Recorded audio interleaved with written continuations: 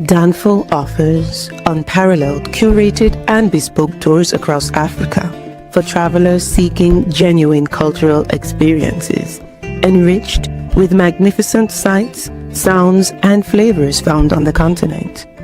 Each trip is reliably curated to ensure visitors are gifted with an immersive and authentic adventure.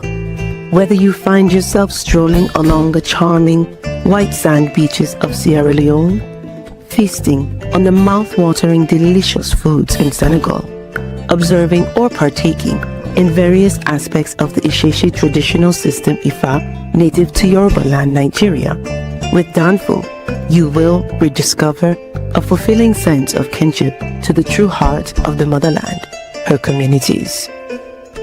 Our core values focus on integrity, quality, safety, and sustainability.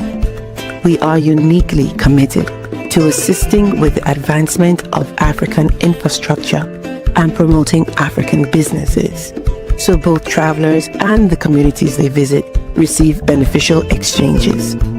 At Danfo, we understand the importance of connectivity, and we have created a model which provides bespoke experiences based on your passions or hobbies.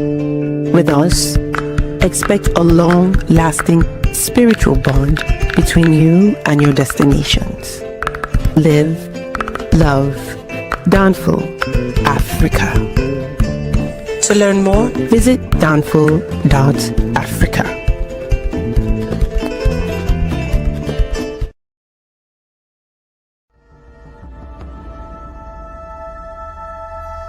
At the Okoli Law Group, we specialize in producing justice. If you or a loved one in the Atlanta metro area is facing serious criminal charges, then you need serious legal representation. The Okoli Law Group is here for you. The Okoli Law Group is here for us. The Okoli Law Group, serious legal representation. Peace, fam. We are live again. Donnie Samir, searching for Huru. Thank you all. Thank you so much for joining. Hit that like button. You guys know the drill. Hit that like button. Make sure you share. Make sure you subscribe. All that good stuff. We have a special guest with us. She is in the queue. She'll be joining us here once I get through the announcements. But yeah. Looking forward to Senegal. We leave for Senegal Saturday, and I'm excited about Senegal. Y'all know I love Senegal. Senegal, it's just and it's my fault, y'all. It's my fault. I don't speak the language, and it's really a shame. It's really a shame that I do not speak the language, and I only have to blame myself for that. But I'm gonna learn it. I have to learn Yoruba, I have to learn Wolof, and I have to learn French. And come on, Dynus, come on, and Creole. Those are on the must have to do list. I have to do it, and I will. Don't count me out.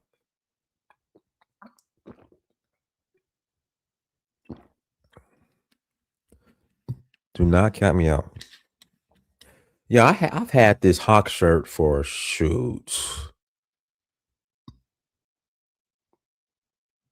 about 10 years now. I've had this Hawk shirt for a minute.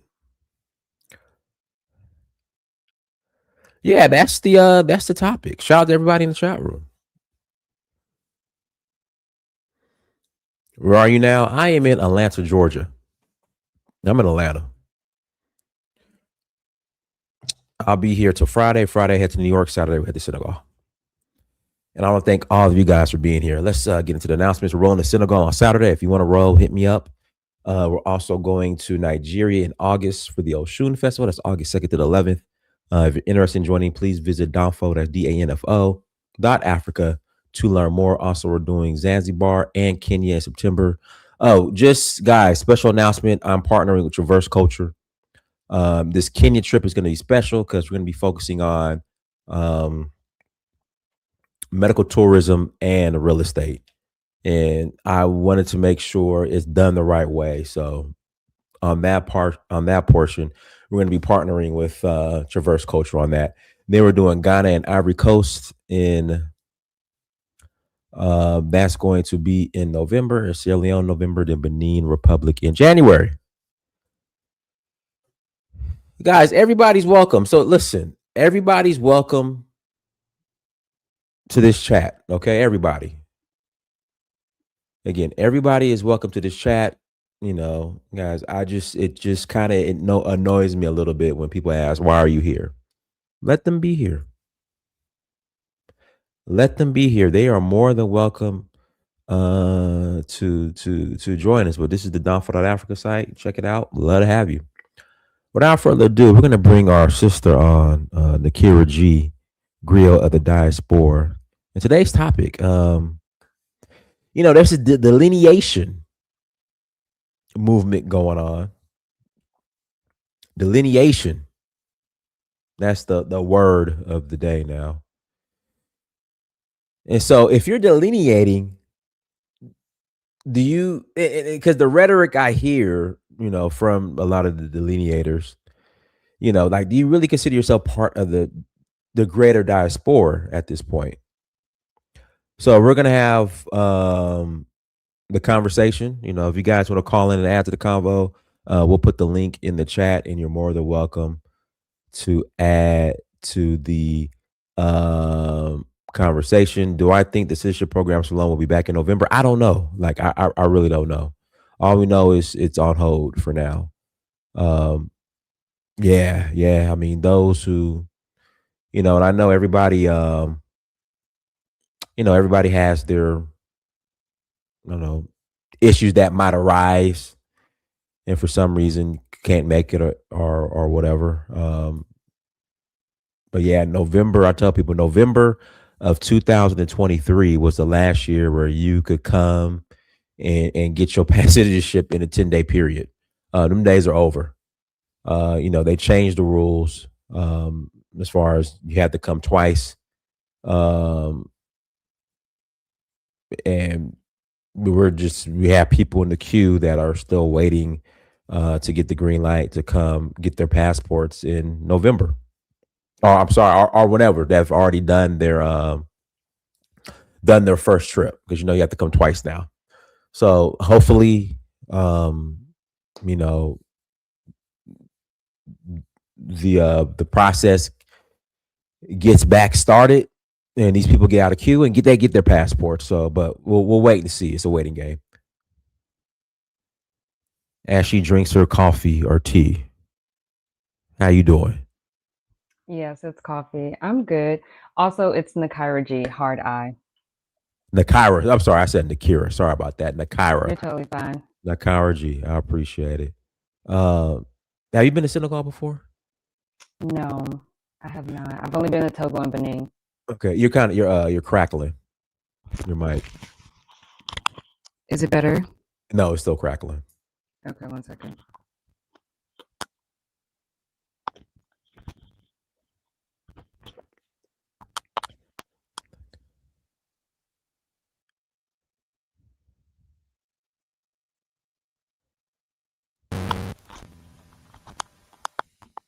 How is it?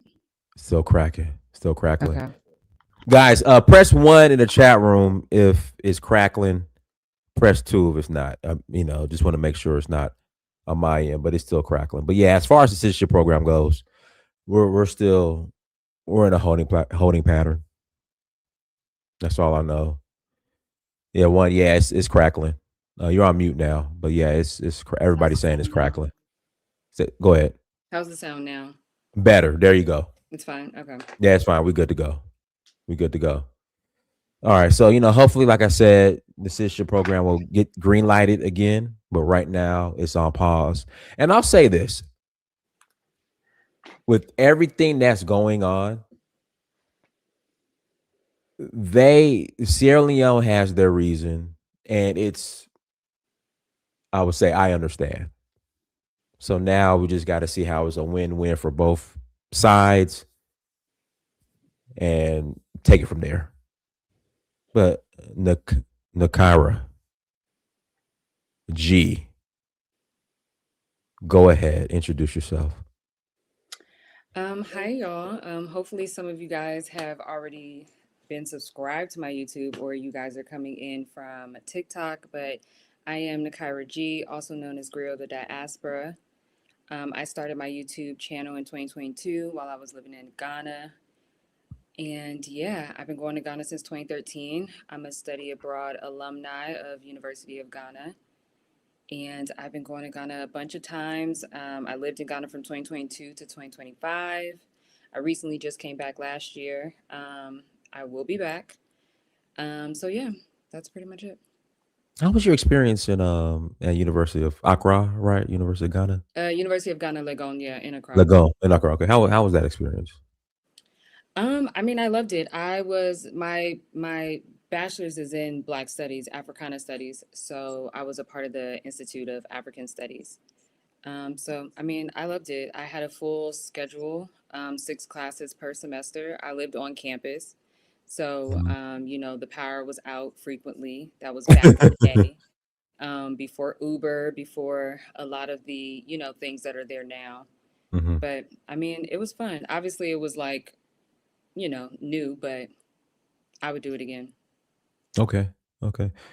Yeah. So delineation or diaspora. That's an interesting topic. So Greg in the chat room is saying, is Black America part of the African diaspora? The answer is yes. Are Black Americans African? The answer is no. It's not really that hard of a concept uh to grasp. Black Americans are no more African than the whites in America are English. Let's unpack that. I mean, I don't really think that there's anything to unpack. I don't compare myself to white people. So if you only understand yourself through the eyes of a white person, that's a personal thing. Mhm. I think that to be particularly a part of the descendants of the transatlantic slave trade is a very particular experience. And all of us do not have the same exact lineage. All of us are not mixed with the same things. Some of y'all are a little bit more mixed up than others. So I just feel like it's one thing to try to create like the other term that they love to use is flat blackness. Um, Hold on, stop. That's new. I never heard that. That's new. yeah, they basically feel like they don't want to be considered African. They don't want Africans to be able to take on our culture and all this flat blackness identity. But to be Black American in the way that they're describing it, they're already performing flat blackness because we all don't share the same culture, in my personal opinion. Mhm. I don't share the same exact culture as every single Black American person in this country. So even the term Black culture, Black community, those are already examples of performing this flat blackness that people seem to be so afraid of. But yeah, I just feel like this idea that if one person identifies with the continent or identifies with their African heritage, that all of a sudden it's a problem to people who want to be nationalistic or people who are Mhm. so proud to be American. And I just feel like those are decisions that we individually can make. If you're very proud to be an American, you're very proud of the being a nationalist, that doesn't mean that every single Black person has to be the same thing. Right. What so I just found out about a new term called Solon. Are you familiar with that term? Is that like flat blackness, Solon? Are you familiar with Solon? I've seen it online. I've never met someone with that identity, but I've seen it online. Yeah. Okay. Okay. Um so the lineation in diaspora, I just, it's like you said, there's like certain, like within the delineation, there's people delineating because like there's the delineation, like Greg said, we're still part of African diaspora, we're just not African. Then there's part of the delineation saying we're Native American Indians, and where the slave ships at. Like, where's this disconnect? Um, I think that a lot of people's parents failed in a lot of different ways. I think that because at least for me, I understand my blackness through my parents, through the Mhm. family that I grew up with. I identify with my parents. I identify with my grandparents. people that I did not have to look up online. I did not need to look them up in a DNA test. I didn't need to go to the library and ask for records. I just identify with what my parents are. So I can't really speak on like where it came from. Obviously, we know that the different people who, come up online and they become, popular and stuff like that, then there's obviously that situation. But the concept of the delineation situation is very Nakara, unique. real quick, is your is the other mic on? Because you're starting to crackle again. I don't know if it like cut on its Really? own. Yeah, you're crackling again. Yeah, I somebody in the chat room said it. Crackling is back. Yeah, you're crackling again. I'm not sure because I'm on my laptop. I'm not sure. Yeah, you're crackling. Yeah. Everybody's saying you're crackling again. Okay, hold on. Guys, hit the like button again. Please hit that like button. And we'll put the links in the chat room. If you guys want to call in and add to the convo, we got a question. You're more than welcome to click on the link and add to the conversation. But yeah, link is in the chat room. If you want to come on, you're more than welcome to come on. Not on other feed. Ooh, okay. Yeah, somebody says crackling.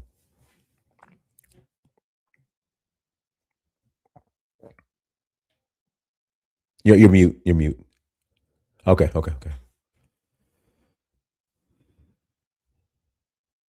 If you're in the chat room, go ahead. Is it still testing? No, you sound good. You sound good. Okay. Yeah, you sound good. That's a nice mic. You sound real good. Again. Okay. But go ahead. But we got Are a you sure call it's or two. okay? No, you sound good. Okay, You sound cool. nice and crisp. I don't remember where I left off at, but yeah, for me, I think that the concept of delineating, I just don't really understand the benefit of it. I don't really understand the benefit of being like, oh, I'm not African. And I also think that there's a very big difference in saying that I'm not African at all and saying that I don't have the exact same heritage or the exact same culture as obviously 2,000 plus tribes on the continent. However, I do think that us people who know that the slave ships are real, people that know that I am a descendant of the transatlantic slave trade. I do think that we are a special class of people at this particular time because of what happened. And I think that a part of our culture in America has always been about discovery. It has always been about rebellion. It has always been about resistance. And that resistance and that rebellion and that discovery has always been linked to Africa. So I choose not to honor the ways in which colonization and people who hate us have purposely and intentionally delineated us from the continent because that was a tool, that was a weapon. So I don't identify with something that only benefits white supremacy. Wash, go ahead. How you guys doing? Greetings from Germany, but I am American and from Oklahoma. Lived on reservations, and what she said is 100% true. What Neely Fuller would always say is that you got to follow the logic, and what you got to see is that this very strange FBA fight with people of the diaspora. We're all black people of melanated skin, and that's all that matters in a system of white supremacy. So from a global stand, I've seen how us as Americans have kind of had this kind of vanity about black culture and thinking that our American black culture is the black culture of the globe. And we have to understand that the black culture that we have of America today is nothing but a reaction of black culture of today is just a reaction of white supremacy of America. We've forgotten our original religion of America. We've lost our mother tongue. That's the difference between us and the diaspora people here on this side of the world. Even though there's black people here in Germany, they still have their mother tongue of Africa. And so that travels with them. But us as black Americans, we've lost our original mother tongue, and our mother tongue is now English. So that's one of the main differences between us. And we have to say, like, and let them understand, like, we've lost it. We're trying to rediscover it. And all of us came from one landmass. You can see the geography. You can see where some pieces of America connected to some pieces of Africa. So when you really break it all down, it was all one landmass. We all were of one people. Black people were the original people of all lands. Japan were the original they were melanated dark skins. In Ireland, they were dark skinned. Like, so we have to get off this whole thing of we were here first. It doesn't matter. We're all Black people on this planet with melanated skin, hoping to achieve universal justice and tear down the system of white supremacy. And that's it. Okay. Nakira, you want to add to that before I pass it to Skywalker?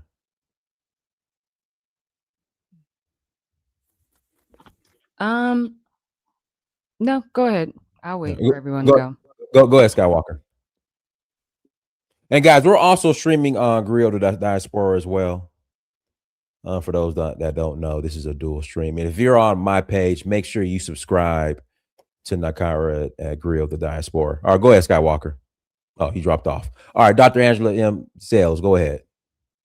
That say it right. Is it sales or is it say less? Sales. Or is it say less? Is it say less? Say less. Yes. Is it Dr. Angela M. Say less? I'm gonna say more tonight, but it's sales and sales. Okay, go ahead. You had it right the first time. Thank you. I'm tuning in from Cleveland, Ohio.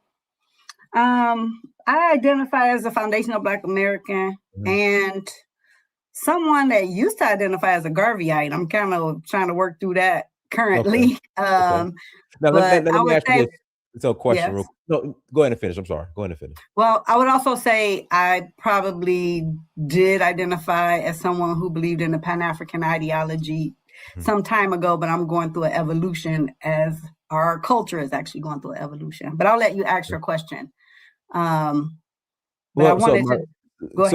starting to notice that a lot of FBA now, they're on this, well, not that many slaves came over and where the ship's at, and we were already here. So are you like part of that FBA group, or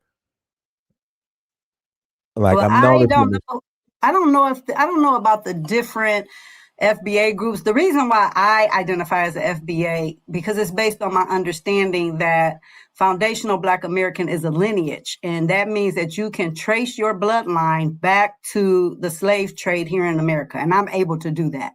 So that's why I identify as a foundational Black American. I can trace at least two out of the 4 of my trees back to 1817 and even all the way back to the 1500s, which were back in Europe, at least the name. So that's why I identify as a foundational Black American. And I also kind of subscribe to the fact that America, the foundations of America were built by Black Americans, although we were in enslavement. So to me, is pretty straightforward. But I wanted to address your question on the disconnect. And why there's a disconnect between diasporans and Africans or Black Americans. The disconnect is centered in the reparations claim.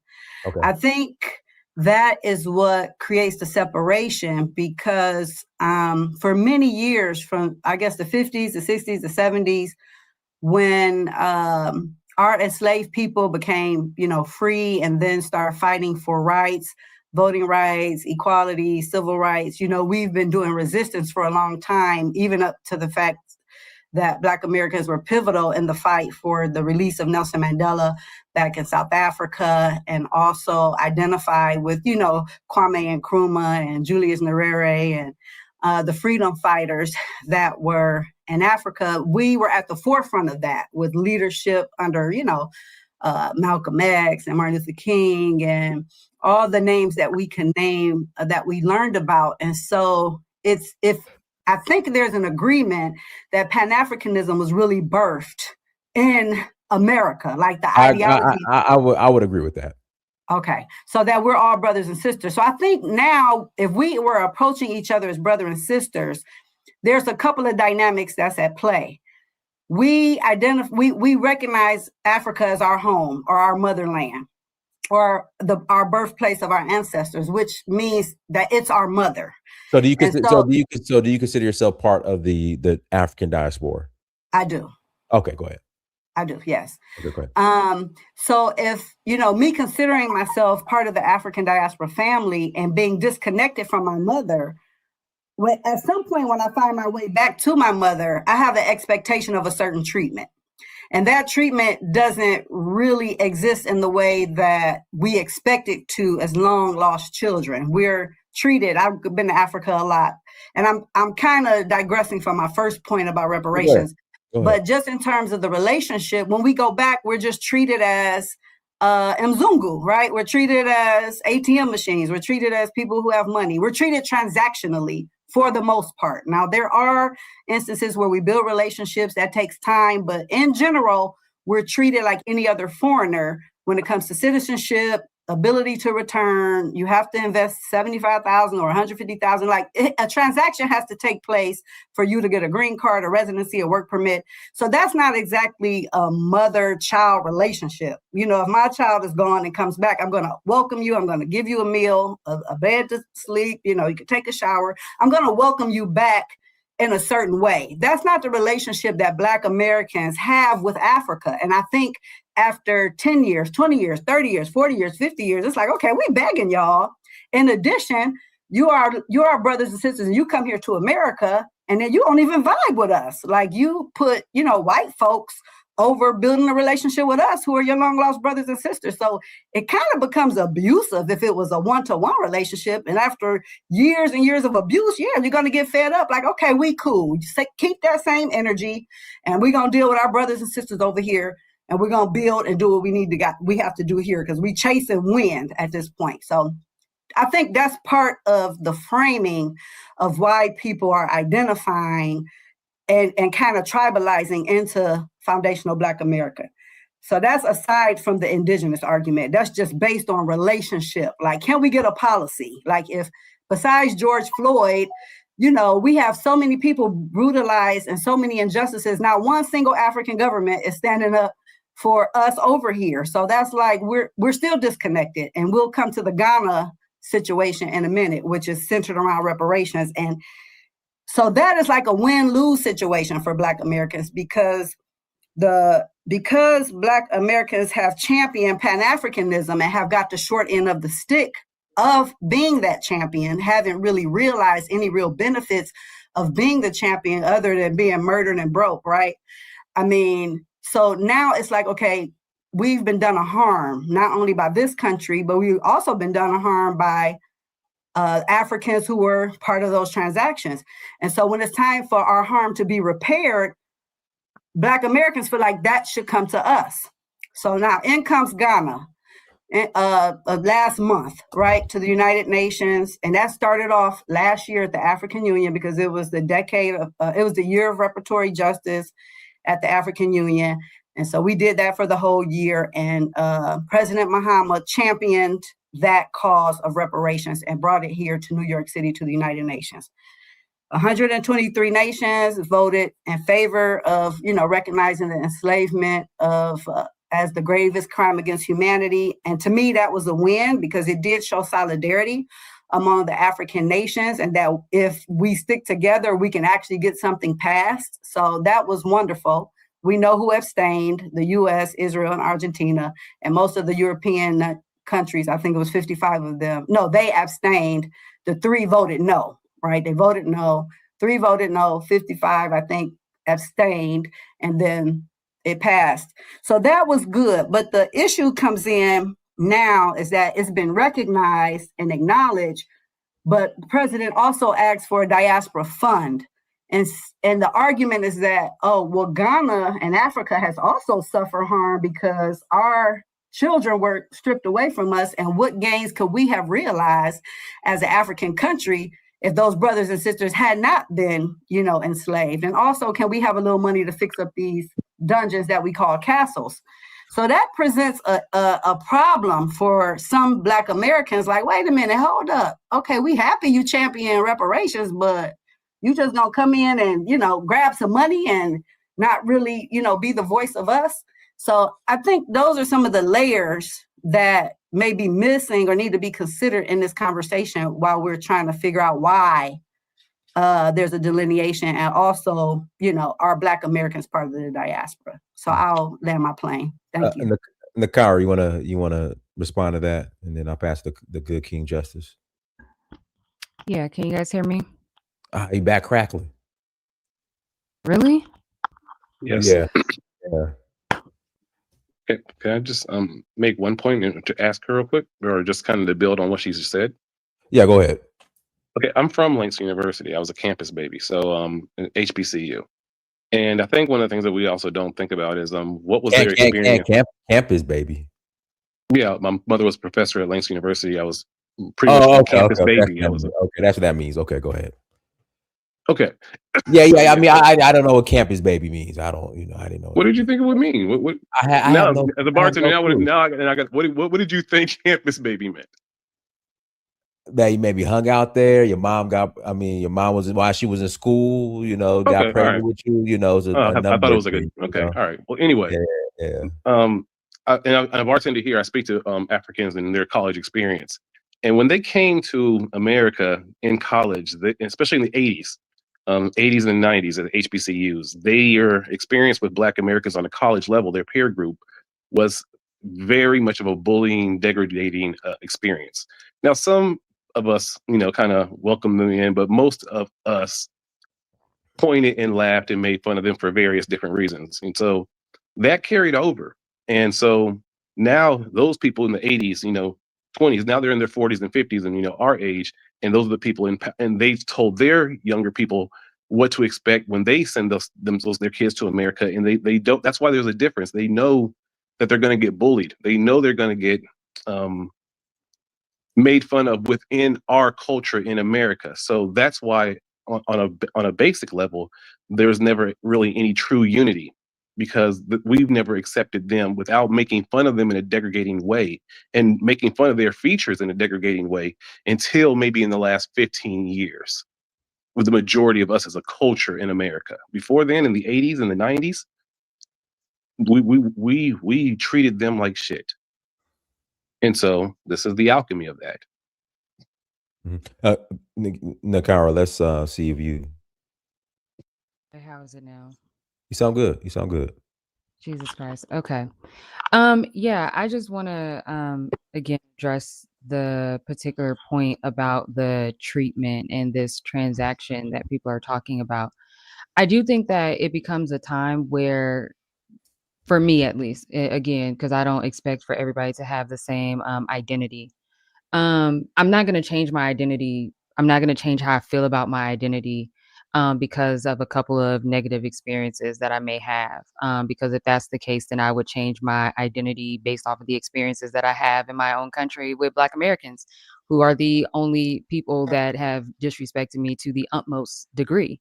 I've never been in these situations where I'm like, oh my God, my life is threatened. Oh my God, these people are treating me so horribly, other than my own people. And so I have the higher racial self-esteem to not do that.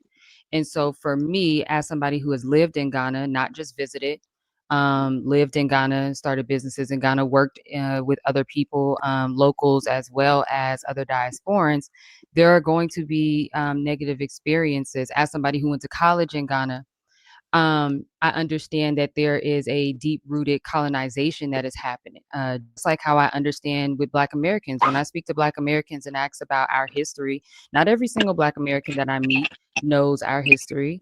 Not every single person is my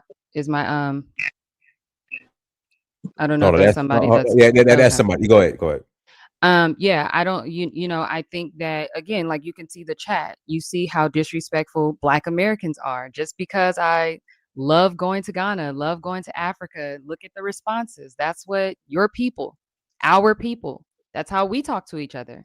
So I get really confused when we make it seem like we just are so righteous and we just, oh my God, every time I go to the grocery store and see another Black person, we just hugging and kissing and we just treat each other with so. I just get really confused with that because, again, the only people that disrespect me on this internet, because y'all never have the smoke to do it in person. The only people who do it on this internet are my own people who live in the same country. So I think that, again, like, we have to also be honest about the limited life experience many of us have.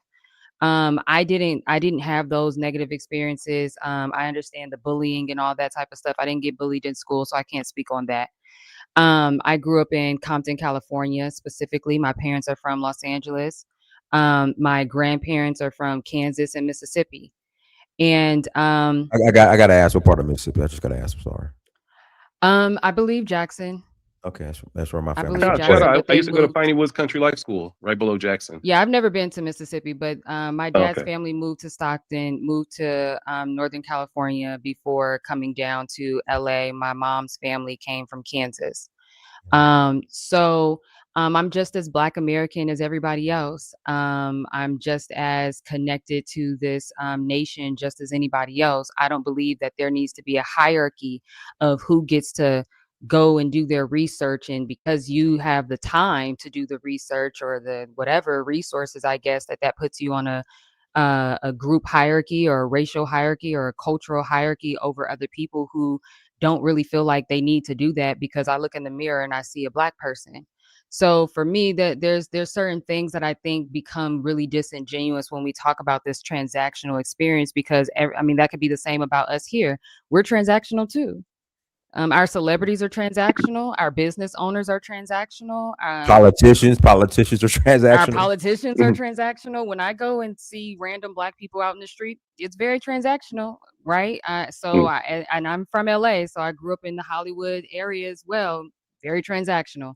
So I think that for me, again, like, as a Black Studies scholar, as somebody whose degrees, bachelor's and masters, are in Africana Studies and Black Studies, I have a certain level of cultural grace and understanding that my professors, that all of my Black professors, never had a white professor with African studies and Africana studies. All of my professors have instilled in me and academically trained me to understand what colonization has done to all of us. There is a reality that here in America, we are fighting for our Black history to be told correctly. We know that it has not been told correctly in its full entirety. That is something that we know from elementary school to middle school to high school. We know that the full story of Martin Luther King is not told. We know the full story Facts. of Malcolm X is not told. We know the full story of Black Panthers is not told. Like, we know that.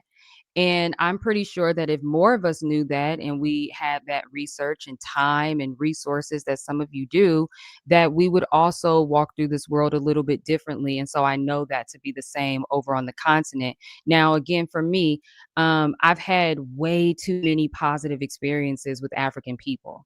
So I can't speak for people who have met one or two or three African people and you had a negative experience and you held on to that, or for the Africans who had one or two or three negative experiences with Black Americans and they've held on to that. I can't speak to that. I have 13 years of experience on the continent. So for me, I'm very lucky and very blessed that I can say that I've had way more positive experiences, even when I have to educate people on my Man, history. the crackling's coming back. I don't Okay. know what it is. Yeah. Maybe turn the mic off and turn it back on. No, that's what I'm gonna do. Okay. Let me read the super chat. Let's see here. Elvis Morris 7271. Thank you for $10 holla. Can African Americans make a case for reparations at the United Nations as citizens of the United States? If so, should Ghana and the African Union take a step back and allow African Americans to lead? Nakira, let's see if your mic's working. How is it? Still crackling. Can I respond to that question? Go ahead. I got past the good King Justice because he's been waiting. You want me to wait? Well, let good King Justice go, then I'll let you respond. Go ahead, Okay. good King Justice. Cool. Peace. You get me? You hear you. All right. Look, FBA is not a lineage. All right. Let's get that straight right now. We are descendants of the transatlantic slave trade, and it's not a lineage for a simple reason that none of our grandparents ever uttered the words FBA. They might have called themselves Negro. They might have called themselves color. They might have called themselves Black. They never said we are foundational Black Americans. That was made up in 2019, 2020 by Tariq Nasheed. Furthermore, to answer the question and the topic of the show, we are part of the diaspora. The conflict comes in when we look at these problems from the individual aspect as opposed to the political and governmental aspect. A Jamaican and a Haitian are part of the diaspora too, but they have nations. The African American, the Black American does not have a nation. We are still under our former slave master. So that's where the disconnect is. And that's also the problem when it comes to the reparation claim, because all nations have their own claims from their various slave masters. We have a claim from the people we was enslaved by. So does the Haitians, so does the Jamaicans. The Africans have claims for reparations for colonialism, the Berlin Conference. So that's where these things get conflated. But we are part of the diaspora, and the FBA ain't a lineage. And I pass the mic. May I just ask him a quick question? And this is not an argument or anything, but just do you believe that there was dark-skinned melanated people on American land before? No. You don't think there was dark dark skin? skin? When you say dark skin, yeah, it's Mexicans. That's the same color as me. No, sir. Do you think they were dark-skinned tribes who? They was not us. They weren't us. No. Okay, so do you believe there was dark-skinned people on the continent before the colonizers came? Darker than you, darker than me. American continent, North America. Yes. Yes, Aztecs and Mayans. That's not us, brother. We are African. Okay. Very African. Okay. Do you understand that there was Yorubas, Fulanis, Tias, Bamalikes, Bambadas, Malinkes? Have you not seen that there was dark-skinned indigenous tribes of Africa? The 5 civilized tribes were the ones that were given weapons from the white supremacy and to eradicate the other tribes of America that were dark-skinned tribes. Do you understand that much, or do you disagree with that? We come from Africa, fam. I don't know how many times I got to say it. Sir, how many different ways I got to say it. There's never been a situation where war or colonization has happened where they completely eradicated the people of that land. They subjugate those people, meaning they take the women of those people and they either castrate the men and have them work as slaves, or they. Where is the enclave of these Black Indians that still exist today, bro? In America. What is your question, sir? In every place, every landmass, the indigenous people, they still are living in that landmass. It's still Yorubas, despite the fact that Africa got colonized. Where are the Black Indian tribes, the enclave? They've been eradicated through the 5 civilized tribes. That because they never existed, fam. Sir, they did. Sir, there was hundreds of dark-skinned tribes of America. In your mind. They were eradicated, and most of them in the wait, what is your question, sir? It was no dark-skinned native tribe that we come from. Sir, yes, there was. You can seriously look back and find all types of evidence that is a legit factual statement that I'm making. You believe the Grand Canyon is Egypt, huh? No, I don't believe the Grand. Wait, no. You believe Mansa Musa, Big Brother, came over here? And sir, that's how he got his throne? We're having a conversation. We're having a conversation. Everything I'm saying is beyond logical and factual. It's not logical. Which part is not logical? That we come from Native Americans. That ain't logical. Those are okay. Those were the okay. Do you not think? Okay, in the system of white supremacy, don't think that the white people are not like mad scientists in the way that they breed and interbreed us. Okay, so the Native Americans that you see today that are on the tribes, they have been delineated from what their original native blood is. That's just the truth of it. The ones that we see today are not the same ones that look like they looked 300 or 500 years ago, even 1,000 years ago. That's just the truth. You're not us. We are not Mayans and Aztecs and Incas. I never said that we were. All I say, and maybe if I'm wrong, but I'm saying that. No, sir, you can't just say that. Okay, we're not Native Americans. No, we're not Native Americans. We're something different. We don't descend from Native Americans. We descend from African. No, they descended. Hold on. Let Nakira speak. Then I got to pass. You sound good. Go ahead, and then I got to pass the Afro man. Yeah. Okay. So because I don't know where the conversation's going. So the thing for me personally, again, is that we all understand. I hope. I can't say that. I hope that we all understand the breeding practices that have gone on by the different colonizers. Again, right? It is a choice for me, particularly, to choose to identify with the African descent part, right? Because they are the innocent people in this situation. So if being Native or Indigenous makes you feel better because you found that in your lineage, being white makes you feel better, you are more than welcome to identify as such.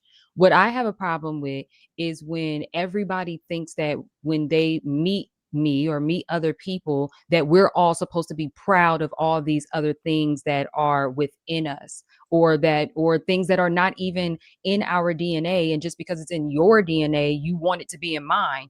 If you want to spend money on figuring out which tribe of Native Americans and which ones are going to accept you, you're perfectly, like, you can do that. That I just want us to stop doing this thing where it's like, well, this is what I believe in. And it's like, okay, so what am I supposed to do with that? Do you want to play dominoes? Do you want to celebrate your birthday? Like, what am I supposed to do with that? You believe that, or you found that in your DNA. I don't know what else I can do with that information. So now what? After you realize that you have a certain DNA and I do not, now what? Does that make you superior to me? Does that make your life more valuable than mine? What are we supposed to do after that conversation? That's just why I don't waste that part of the who was here thing, because I personally don't care who was here, who got mixed up, because I know that was breeding. I know that all of that was being done while people were not looking at it as humans. That was not being done out of love. That was not being done for us to even be here today. So regardless of what either one of you guys believe in, so now what? Can I jump in?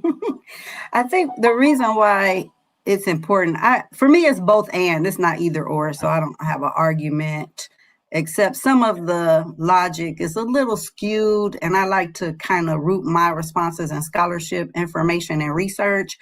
But I think the reason why it's important how we identify is because if some of our ancestors were already here before Columbus came, then there's a certain relationship that we have with this particular land. If some of our ancestors came on the boat and were promised land and a mule at some point and didn't receive it, then there was a harm that still has not been repaired. So, I understand that that's the significance of lineage and identifying, who your ancestors are. But I wanted to respond to the super chat question, and the brother alluded to it a little bit. Can African Americans represent themselves? How did he frame it? Oh, can African Americans make a case for reparations at the United Nations as citizens of the United States?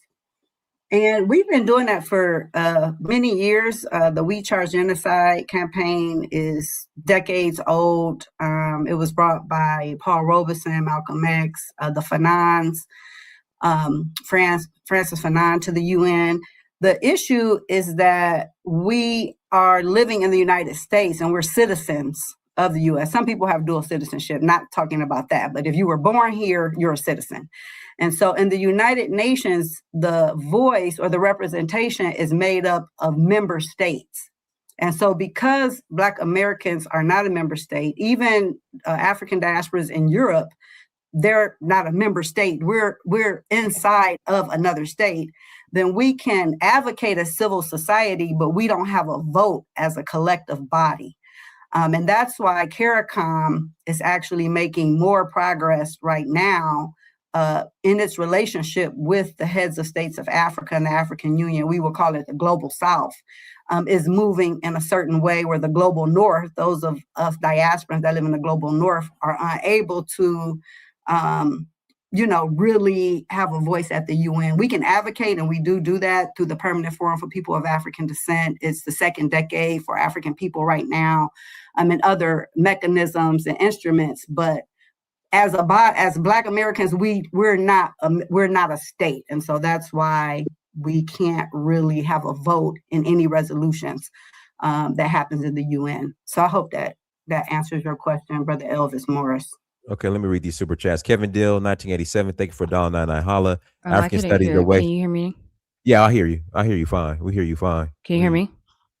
Yeah. Yeah, I mean, and I'm definitely open to hear the scholarship and to hear the rooted information, because I just feel like if that's the case, then why are not Native Americans, who you may find in your DNA, why are they not fighting for you guys to get the reparations for those of you who are Afro-Indigenous? Would you like me to answer that? Hey, Dinus, can I talk now? Hold on one second. I don't guys, give me a second. I don't think Nakira can hear us. Nakira she can't hear us. She can't hear us. She can't hear us. Well, What I'm saying is, Nakira, maybe leave and come back, because I'll she answer that real quick. I live on hold on. reservations. Let her come back. Let me pass the mic. Let me read this Okay. last. Kevin Dill, thank you for dialing out. Holla. Go ahead, Skywalker. Then after Skywalker's Vigilante. Okay, Dinus, the issue with African Americans, first of all, we are obviously a part of the diaspora, but African Americans are suffering from a case of involuntary servitude. And unlike a lot of other Caribbean countries who are also a part of the diaspora, and as the brother just alluded to, he said that those along with the Caribbean, they one of the unique factors about the Caribbeans is that they actually have a nation, but the African Americans, that we don't have a nation. We're just a large group of black people inside another nation for known reasons. And as a result of that, and we don't talk about this enough. And one of the brothers just mentioned language, but every time I bring up language, somebody's always trying to downplay language. But language is extremely important because it's the largest program and it's literally inside our brain. So if we don't really do a linguistic analysis and also let alone a psychoanalysis, we can't really understand the reason that we really even think the way we think. And that's why I always bring up Dr. Amos Wilson. Like Dr. Amos Wilson really, in my opinion, produced a true psychoanalysis of the black mind, such that we can really understand the way that we believe, the way the things that we believe, and the way that we think the way that we think. And me being a lawyer, like I say, I'm in a challenge right now. One of the sister that you got on here as a guest just mentioned problems with the African curriculum. I mean, problems with the curriculum here in America. And I don't know if other places where you find black people, like in Africa, I don't know if they share this same error with the curriculums with their children over there. But I know that in America, we got a group of black people in America who go to school from kindergarten to 12th grade. And let me let you know, this involuntary servitude thing, it's not just exclusive to like the young people. It's not just exclusive to the Pookie and Ray Rays. It's exclusive to even, it applies, involuntary servitude applies even to the intellectual black people, the black people with the doctorate degrees and everything. And the reason for that is because like the sister just mentioned, our curriculum is so messed up, but we don't really understand what's really going on with these curriculums. And like I say all the time, Diners, Brown v. Board of Education, which was the case that integrated schools, what's going on is that the school systems around America are taking an extra step from Brown v. Board of Education. In other words, Brown v. Board of Education held that separate but equal educational facilities was unconstitutional. And so what the schools are doing, they're trying to pretend as if same educational facilities also mean same education. And that's not the case. And as a result of us allowing them to take this extra step, as a result of us allowing them to pretend as if educational facilities also mean same education, that has allowed all of this large group of black people in America to only be educated in a Eurocentric curriculum.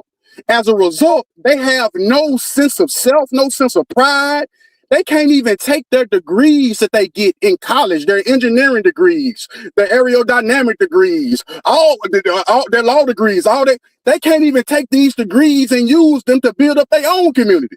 Because all they do is take these degrees and build up someone else's community, because all that has to do with the type of mental conditioning or in other words, the type of psycho conditioning that has been implemented in these schools on our children.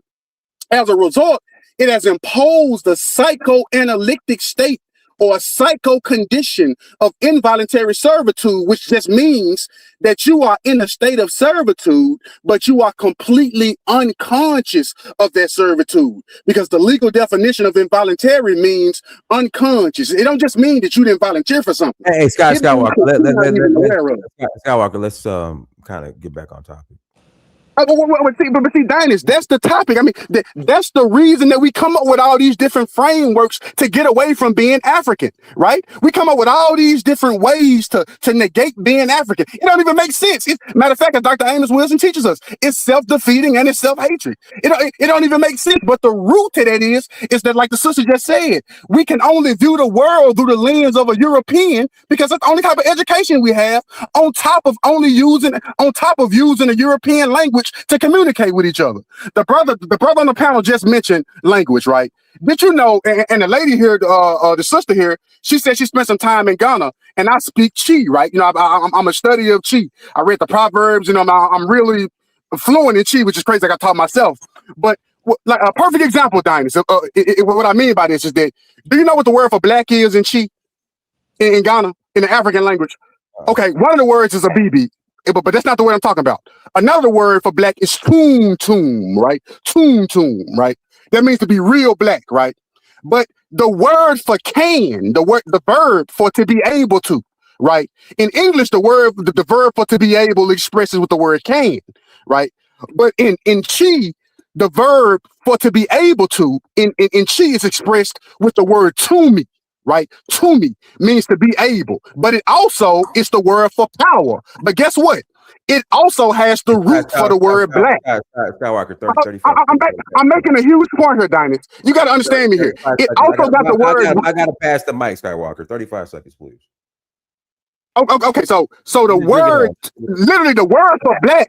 The word for black in the black language literally means power or to be able, right? Whereas the word for black in English has the word lack in it, which means to be low. And the word white has the word height in it, which means to be high. So the very language that we are speaking doesn't even represent us properly. So we need to really understand the linguistic programming that we have, let alone the psychoanalyst that we need to undergo to really understand the reason that we come up with all this bullshit. Okay, Donnie, so I'm done. Go ahead, Vigilante. All right, can y'all hear me? Yeah, we hear you. Okay, my boy is passionate. Okay. So this is what I'm gonna say. From everything that I've heard so far, the first thing that I'm gonna say is that I've never been treated bad by people that we would consider to be continental Africans. I was just on live earlier with a woman who is from the Igbo tribe, which is one of the tribes that I'm from. And we had a very beautiful and productive conversation on how to bridge the gap between acting in America and acting in Nigeria and what that looks like in real time. When I have my conversations with the people of the Mende and the Timni tribe, we have good conversations. The Balanta tribe, we have good conversations with that we talk about positivity and progression. To speak to what she said earlier about the United Nations, that was Malcolm's goal, and that was his dream when he got the support of the 33 African leaders for him to be able to go to the UN and talk about what was going on in Black America. If you ask me, I would say that he's looking down and he's smiling on what happened with the Ghana president and the representation that we got and the way that the votes went, if you ask me. When I talk to Bernice King and we have our conversations, I would think that her father was looking down and smiling as well too. I think that there's a lot of memory loss and the way that Muammar Gaddafi was trying to connect the diaspora with Farrakhan, and also the relationship that Du Bois had with, I think it's Kwame. I know I'm gonna pronounce his name wrong, but for those who know who that is, the first president of, yes. I think that people have a selective memory when it comes to us always attempting to connect this diaspora, and it's a forever thing. So when people say that Pan-Africanism is dead, that's always going to be a lie, because there's always going to be a longing for all of us to regroup with each other. We're seeing it right now in real time with I Show Speed being in the Caribbean. We're seeing it every single day. And as far as what she said about the tourism thing, I don't know any race or ethnicity that doesn't trade or that doesn't have economic systems within each other to benefit each other, or just to have any type of currency exchange within each other. And nobody's not finessing. Everybody's finessing. when it comes to trade and whatnot. That so you can't hold that against them for finessing as well. Yeah, I think that the word, I think that when it comes to finessing, I think that it really depends on because you can divide that into two things. You have different cultural practices based off of where you were raised, and you have a person blatantly just trying to do you wrong just because you're an outsider. So I think it really just depends on the type of finessing that's going on. But I've surrounded myself around good people here in America, and I'm surrounded myself around good people, and I plan on going to the continent later this year for my first time to visit. And because I've set myself up so well, I've surrounded myself around a bunch of great people. The only time that I hear the HAT being thrown around toward each other is when FBAs try to throw it at people who believe who identify more with being Pan-African, and I'm not really sure where that comes from, and I just want to see a better tomorrow for us. Bernice has agreed to that. When I talk to the local politicians, especially the ones that are BLK about it, they agree that they want to see a better tomorrow and that not be a part of the tomorrow. And I really just want to know what the plan is, especially as far as the FBA. I want to know what exactly is the goal. What do you want to do in America? And how can a person who would consider themselves to be Pan-African help in what you're trying to do, if you even want the help? Just be clear on the goals. Leave the HAT They don't want the speech. help, bro. They don't want the help. Are you asking me this? Are you asking me this? If you have an answer, I don't mind you answering. Absolutely, I do. I'll make it super quick. Watch real quick. Yes. You can respond. Give him the answer. I know you had a question for Nakira, so or you want to respond to Nakira too. So go ahead and respond. For the art of conversation, I'll answer this one because that's what the chat is hearing, right? So I'll answer that quick, and then I'll let other people jump in from what I say on that. Once we as Black Americans, the lineage from Christianity and this Masonic Christianity that's kind of programmed us, and rediscover Mother Earth and indigenous religion, because that's the closest we can get to what our mother tongue and mother religion was. Once we get back on that, we go to the reservations, because I'm from reservations. I've seen reservations. It's nothing but land that we could be using to deconstruct this bullshit ideology that's been programmed on us, and almost for 2 or 3 generations, just live and exist in harmony and peace, and kind of get back to being in the water, get back to being natural, get back to being with Mother Earth. Study Tao's. That all the religions come from the diaspora, so we need to rediscover all that and deconstruct ourselves from Christianity, and then from that get some of the benefits. Because again, when you're on the reservations, the governments are limited on how they can tax you, deal with you, and even subjugate you. Indigenous people have a lot of rights that we as Black Americans do not understand that we have and should have. And if we get on the reservations, we have a certain protection where we can essentially just exist in harmony for a bit, and then come out of that with a concrete plan on what we can do to actually improve in this system of white supremacy. Because right now we need to just simply heal. All right, Nakira, you could respond. I got past the Q butter. Dionys, I think I'm next. Oh, my bad, Afro Man. Let me do this, Afro Man. Let me let Nakira respond. Then I'll pass it to you. Then I pass the Q butter because you've been waiting. But go ahead, Nakira. Then I pass the Q butter. All right. I'm not gonna pass it to you. Then Q butter. How's my sound? Here you go ahead. Okay, cool. So, speaking of scholarship and rooted information, I want everyone to be very clear that Ivan Van Sertima has been debunked for decades now. In my Black Indians course at SF State, and by my Afro-Indigenous professor that I had who can prove his lineage, there are multiple Mexican-American anthropologists. There are Black and African scholars, as well as Indigenous scholars who have debunked Ivan Van Sertima. So I just want that to be very clear, since we bringing up scholarship. So since we're off of that. Who brought up scholarship? Sorry? Who brought up scholarships? The woman prior said that she only goes off of scholarship and gotcha. rooted evidence and information. And there are Indigenous people who have said that Ivan Van Sertima was incorrect. Yes, okay. So I just want to make that clear. So And based off of just kind of going off of what Vigilante said, you know, I think that again, it is really important to understand the goal. Because I think that when it comes to reparations, many of us can agree on Black Americans deserving reparations. I think that it's also really expansive to also acknowledge that we are not the only ones who went through enslavement. Um, and we do not have one colonizer, that we have multiple, especially when you include Louisiana, and things like that. And I'm from California. When you talk about California, there are multiple colonizers outside of the British.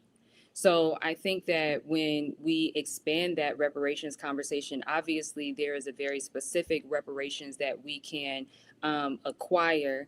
And again, I'm not even clear on what reparations means to different people. If some people think that it's a stimulus check, I'm not interested in that, me personally.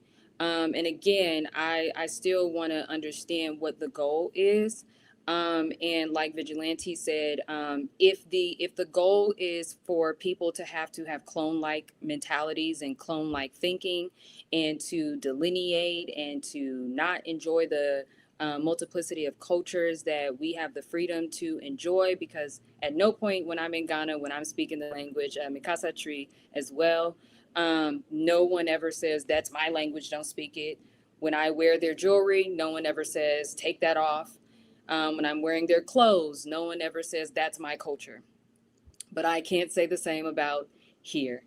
So I think that is really interesting. So I just think that, again, like, I want to know what the goal is. I want to know what the overall goal is for all of the different 50 states who went through very different types of not only slavery, but how everyone became freed is also not linear. It's not the same, right?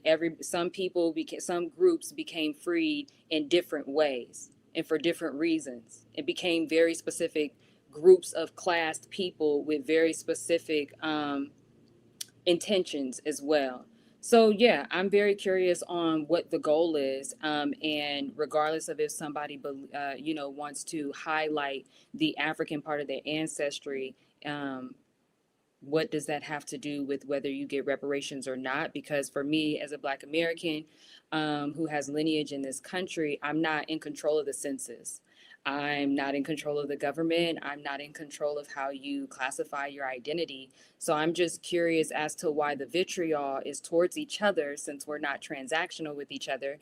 I'm just really curious as to why the vitriol is with each other instead of with the government. All right, let me go ahead, Afro Man. I'll pass the cue butter. Go ahead, Afro Man. Okay, thank you, Dinus. Peace to everyone on the panel.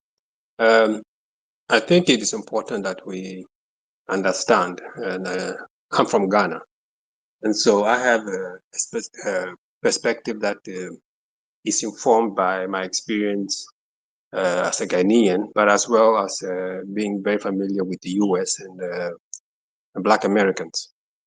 And I think what needs to be appreciated and understood is the fact that when it comes to the African diaspora, Black Americans occupy a unique position in that they are about 50 million people right now in terms of population in the US, and they are like a nation within a nation. And that's important because when you say Pan-Africanism is dead, it's not dead. It has evolved. And it's evolved beyond a point where Black Americans initially started it from. The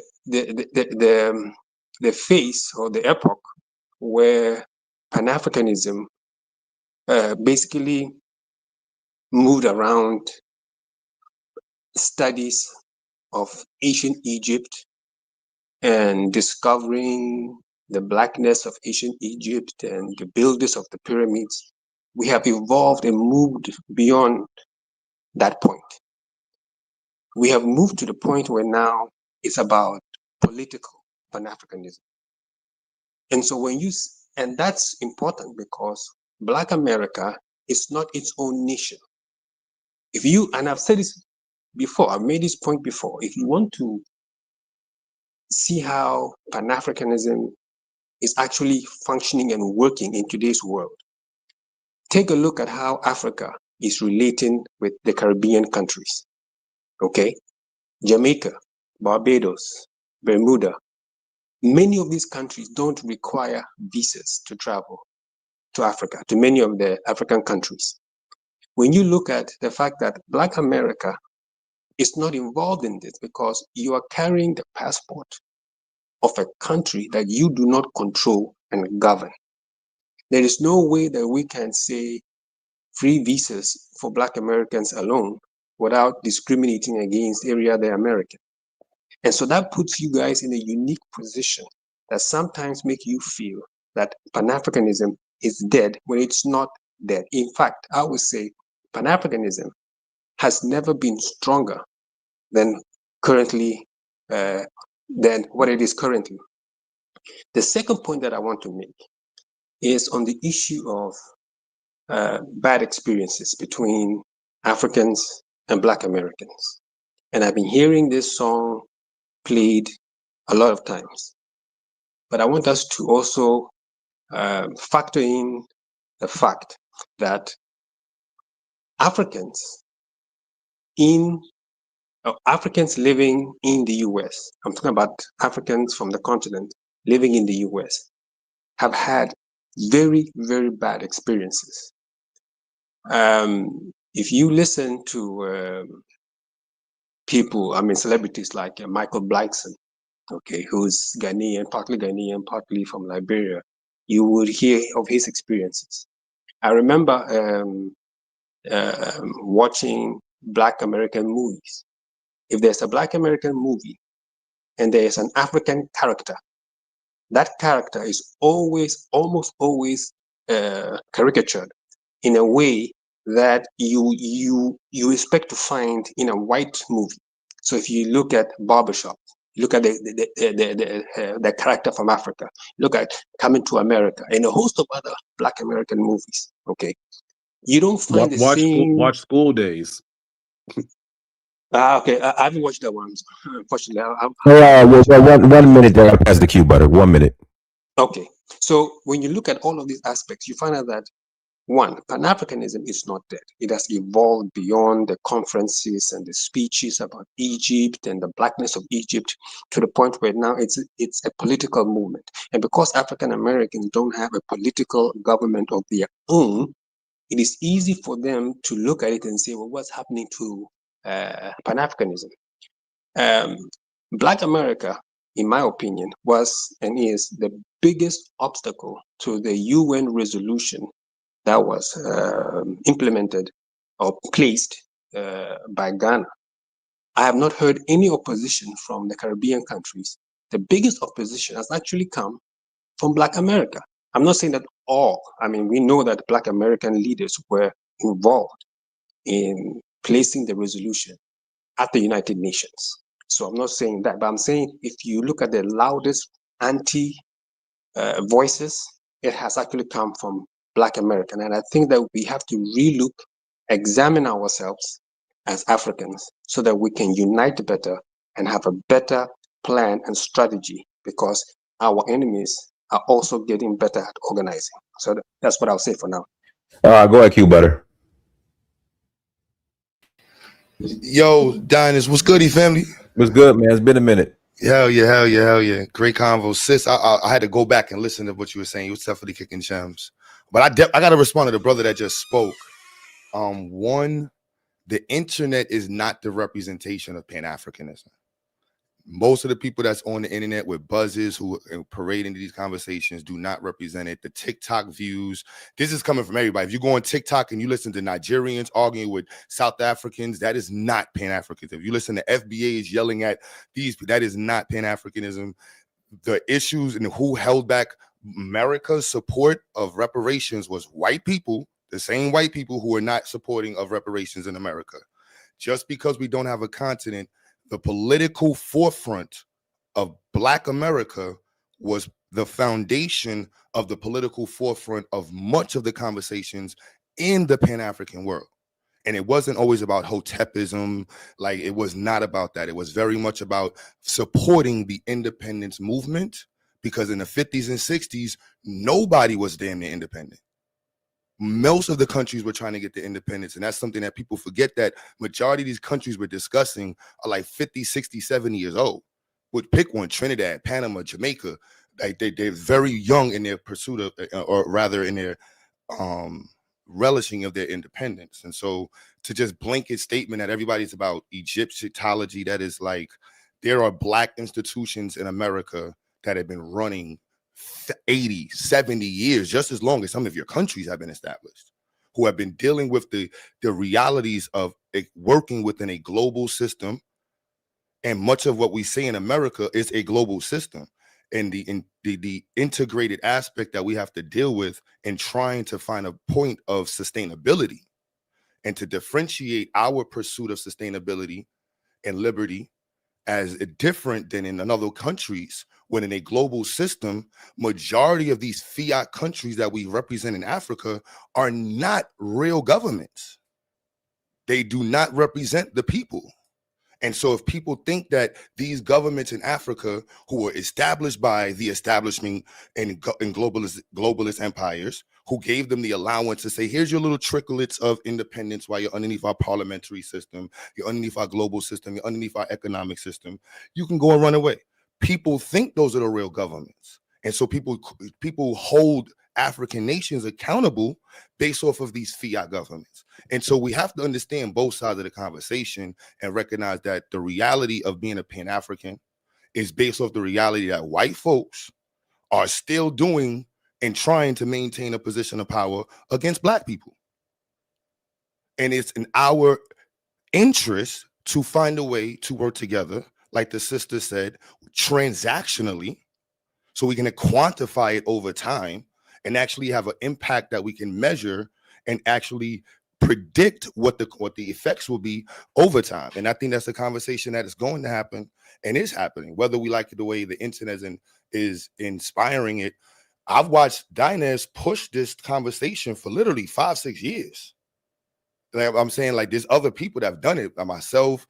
And so if we just keep pushing the conversation, and one thing I can say about Pan-Africans in America, we have a large amount of very well-educated people, well-established people who are some of the strong professionals. I could name attorneys right now, professors of departments, engineers, heads of the of boards, who are stark Pan-Africans. They're not out here running and debating with Tariq Nasheed. They're running school boards. They're debating on policies. They're actually working in whether we like it or not, in and around the system to find ways to liberate and provide equality for Black people. And I think it's when I hear that, it's just, and that's across the board. That's from America to Jamaica to Nigeria. Black people are doing that. And I just rest there. Shout out to the sister. I just wanted to shout out to you. Hey, Diners, can I say one more thing before I get off? Wait, can I just ask you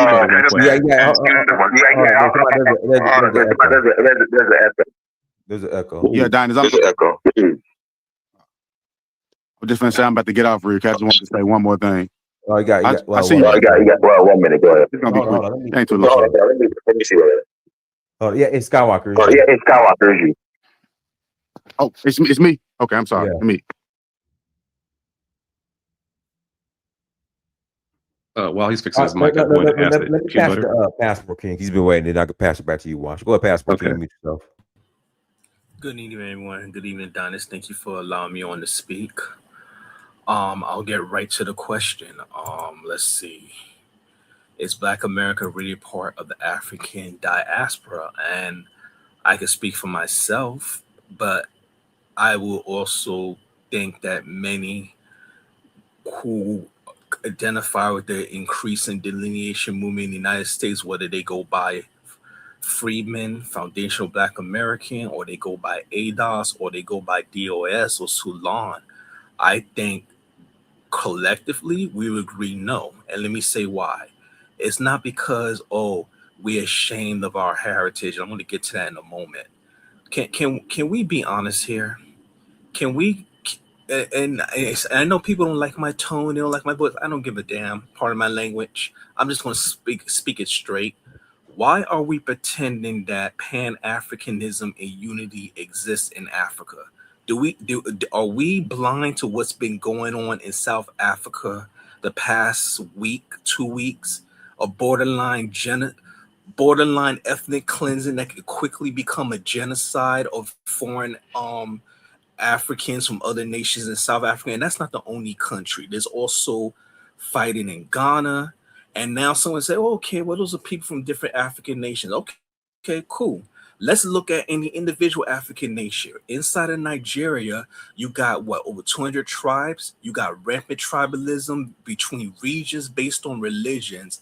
There is no unity in Africa itself. So this constant push that it somehow needs to be on the backs of U.S. slavery descendants, i.e. freemen, foundational Black Americans. Some go by Diaz, some go by ADOS, some go by Sulan, some go by FBAs. This thing that is somehow our responsibility to be the world's savior and bring these Africans over into this. And look, I'm not trying to insult no one, but Pan-Africanism is a modern day religion. And Africa is like some heaven on earth. And we see how Africa is in reality, and it's not. And this also something else I'm going to speak on real quick. More than one person has stated that us here in USA, us who are U.S. slavery descendants, or the multiple other terms I mentioned that some go by, they say that we got no home. What the hell do you mean? We got U.S. passports. We got birth certificates. Our ancestry goes back centuries in this nation.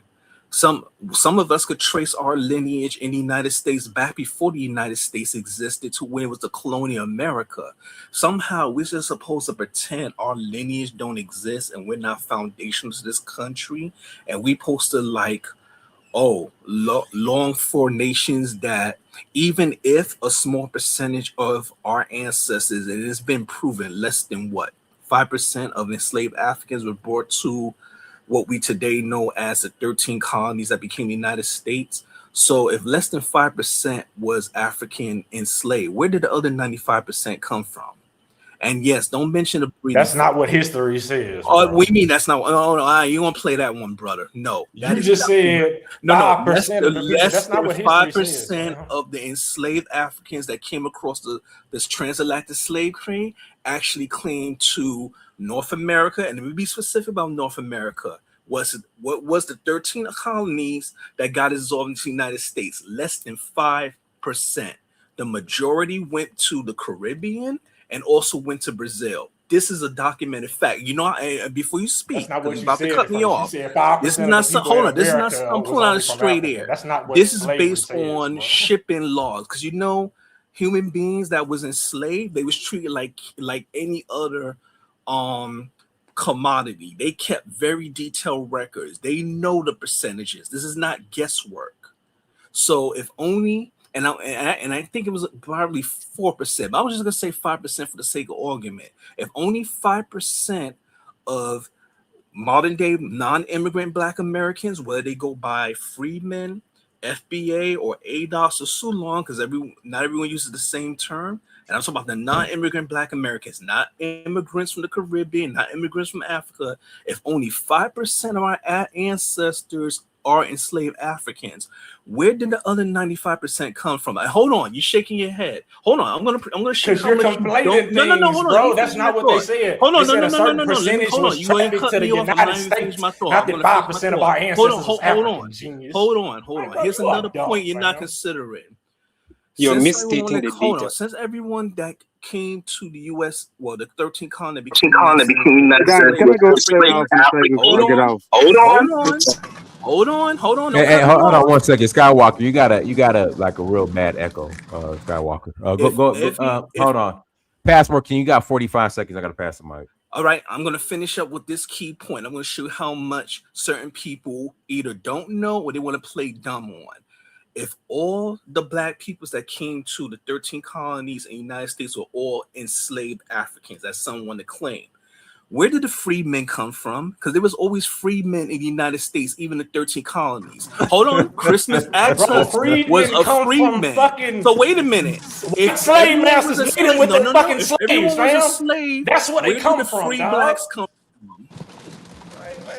There you go. Now you let the smoke come out your ears on that one. You know what the word I land my manumission means? plane. Have you heard of the word manumission? He landed.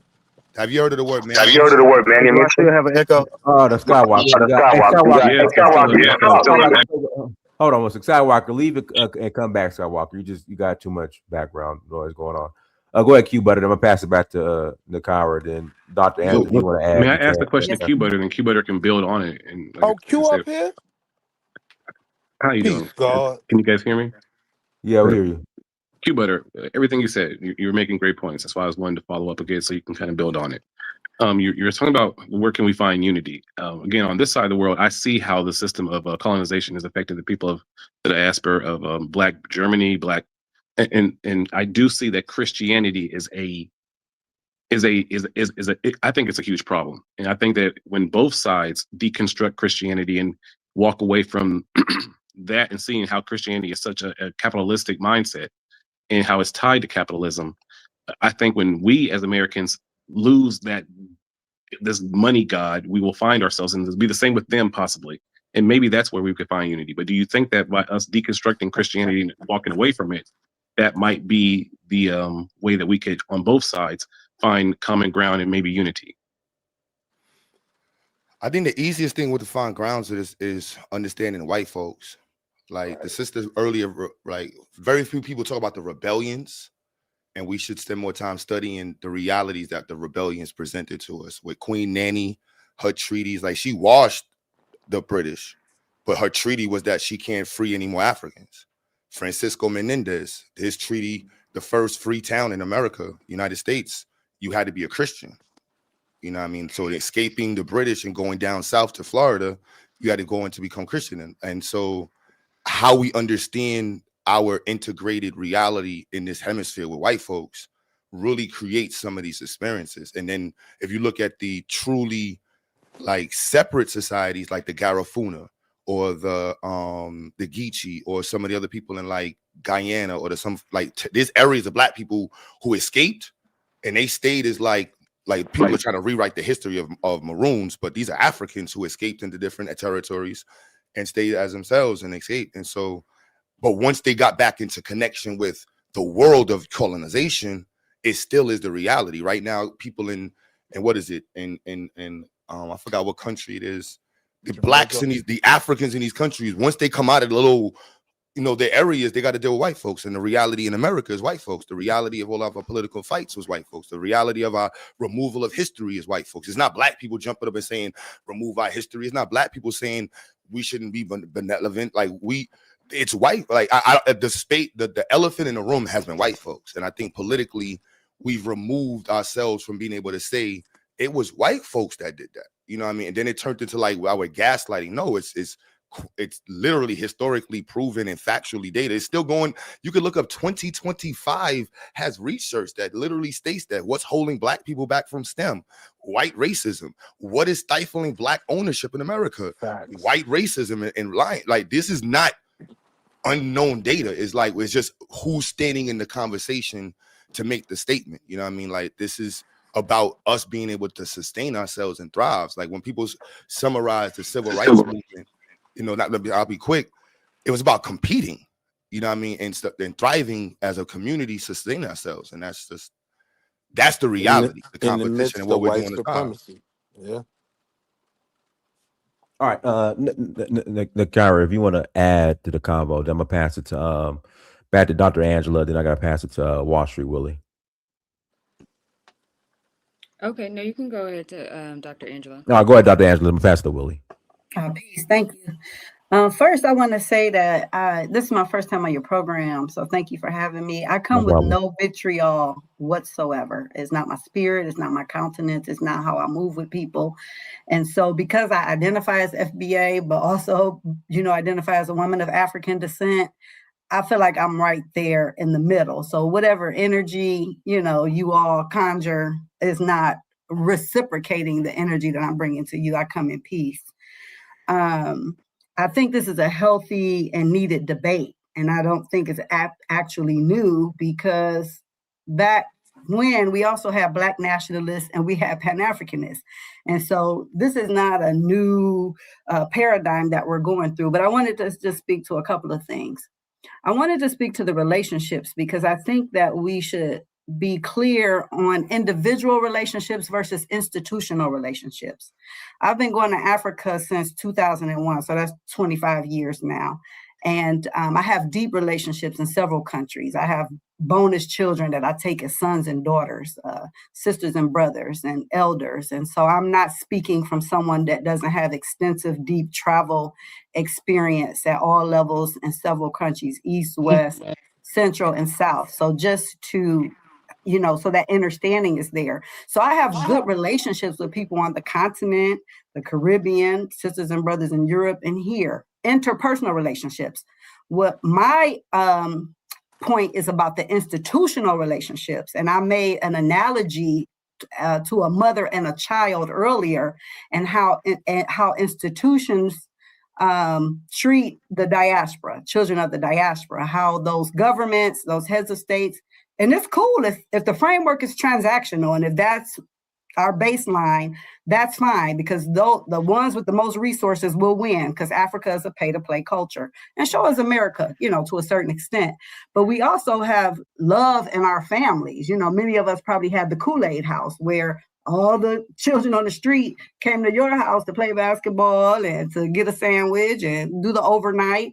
And so there's the cultural, social dynamic of it, and then there's the transactional, like familiar culture of it. And then there's the transactional, like I need citizenship. Okay, buy a house here in Fumba Town, 150K, we'll give you, your work permit. So if that's the baseline, and once we agree on that, no problem, everybody understands.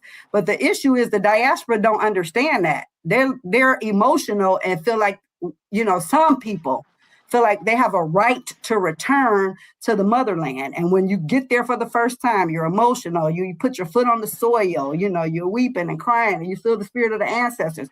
So it's an emotional connection. So I think, understanding and really being clear about, are we talking about individual relationships and the cultural dynamic? Or are we talking about transacting? You don't think the community dynamic isn't... Let me finish my point, brother. Thank you. And then I'll land my plane. So I just wanted to put that out there, food for thought. But the question, the topic is Black America really part of the African diaspora? And this hasn't been brought up tonight. When you go to the African Union's definition of diaspora, it means brothers and sisters born in Africa that moved out of Africa and lived somewhere outside the continent. The historical diaspora, those of us foundational Black Americans who of African descent who've been in this land, our family's been in this land for hundreds of years, are not today, 2026, included in that definition of diaspora. So if we're asking, is Black America really part of the African diaspora?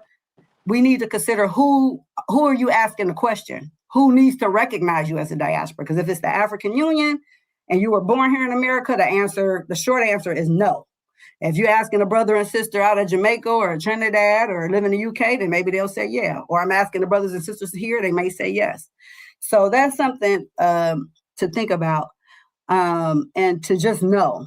And then I wanted to also address the scholarship about Ivan Van Sertima. And thank you, sister, for letting me know that his work had been debunked. I was first introduced to him at the University of Cincinnati in the engineering program, and our professor had us read that as a group of Black or minority students in engineering, so that we could find a sense of pride about our being. And so I read that when I was like 18, 19 years old. And I know Baba Runoko Rashidi, who I know personally, also connected himself to the work of Dr. Ivan Van Sertima, so I gave it credibility. So I'm learning. I heard that his work was debunked, but that's new information to me. So I welcome your references and resources to discredit him. But lastly, I'll just say that in the spirit of Pan-Africanism, we have to ask ourselves about Brother Julius Malema, who many think is the last Pan-Africanist in Africa, because if Pan-Africanism is valued on the continent, around the globe, then why is there not a voice or an outcry for that brother who, has stood 10 toes down on the cause of Pan-Africanists? It kind of sends a message to those of us who want to champion Pan-Africanism, like, okay, you out there by yourself. If something happened, you know what I mean? Who's gonna come to your rescue? And We spoke I'll it up land from my. Malima. Dynasty did a show on it. Oh, he did. I have to go back and check it out. But I like that brother. But at the end of the day, I think you know, this is needed because we're dealing with an identity crisis, and we long have. If we go with the legal standing of who we are, we would, to get our reparations, we was Negro on the roll, or maybe mulatto, but we've been colored, Afro-American, African-American, you know, some identify as Black, melanated, Moors, you know, now we got FBA, ADOS, and even the Geechee and the Maroons. And so it's interesting that this one term creates so much, you know, discussion, but I think it's healthy and that we can get to a space of moving together powerfully. Yeah, so anyway, Okay. love, All right, let me pass it to Nakira. If you wanted to add, you can. I'll pass it to Willie. How's my sound? Dang, it's cracking. Well, hold on. Talk now. But put the mic down. Now? I'm about to turn the mic down. off. That's why. How is it now? It's still cracking. Okay. All right. Go ahead, Willie. I'll pass after Willie. I pass the Q Butter. So peace, Dinus. I ain't been around in a while, man. It's good to be back. I'm glad to see my brother Q Butter here.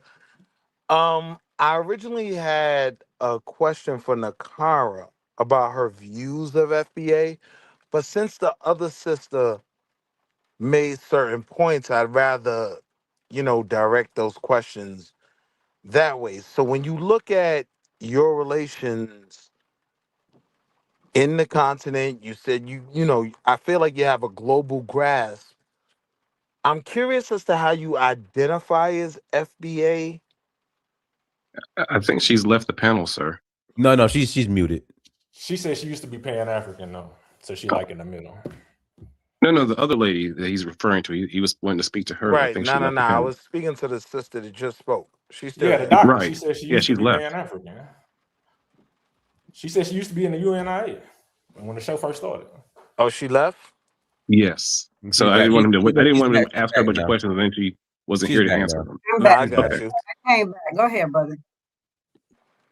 Yeah, I wanted to just kind of question her on the benefits of I'm back. identifying with. Do you hear me? I hear you, Queen. Yes, we hear you. Yeah, I was a bit shocked with understanding, having a grasp of your understanding of the world, your travels and whatnot, and your identification with FBA, because I always view them as very problematic. And one of the major issues that I have is globally, we've started to become defined by FBA, right? If you're an American Black, you're FBA. I don't identify with FBA at all because I've done the homework on what they stand on, right? Aru two Sissies, right? That's not my holiday, right? When they talk about the Tutnese language, a lot of this stuff for me is just ahistoric. It's not valid. So I'm just curious as to why you, as a Black American that does have an understanding of the world, would identify with that group. And I'm being honest that I'm framing that question from the standpoint that I don't. They don't represent me. They're just a club to me. If anything, they tether off of my Black history, right? My Pan-African, my, Black American history. So I was just curious on why you identify with them. Excellent question. Thank you, brother, for posing the question. Yes, ma'am. It's really simple for me. When I heard the terminology, when I identify as Black American, before the term even came up, and Black American is even controversial in some spaces, right? The word Black is controversial in some spaces. Black is a color, it's a racial construct. So, the reason why I identify with foundational Black American, it was based on my understanding of the definition. And my understanding of the definition is that a foundational Black American is someone who can trace their lineage back to the slave trade here in the US. And I personally am able to trace my lineage back to enslavement here in the US. And so that's why I identify as foundational Black American. And it's just as simple as that. But if it was a matter of me not liking someone's philosophy or ideology or methodology, then I probably would take on a whole new identity. Because when I saw Al Sharpton up in there with the Ghanaian president, I mean, his politics don't represent me at all, but he's also a Black man.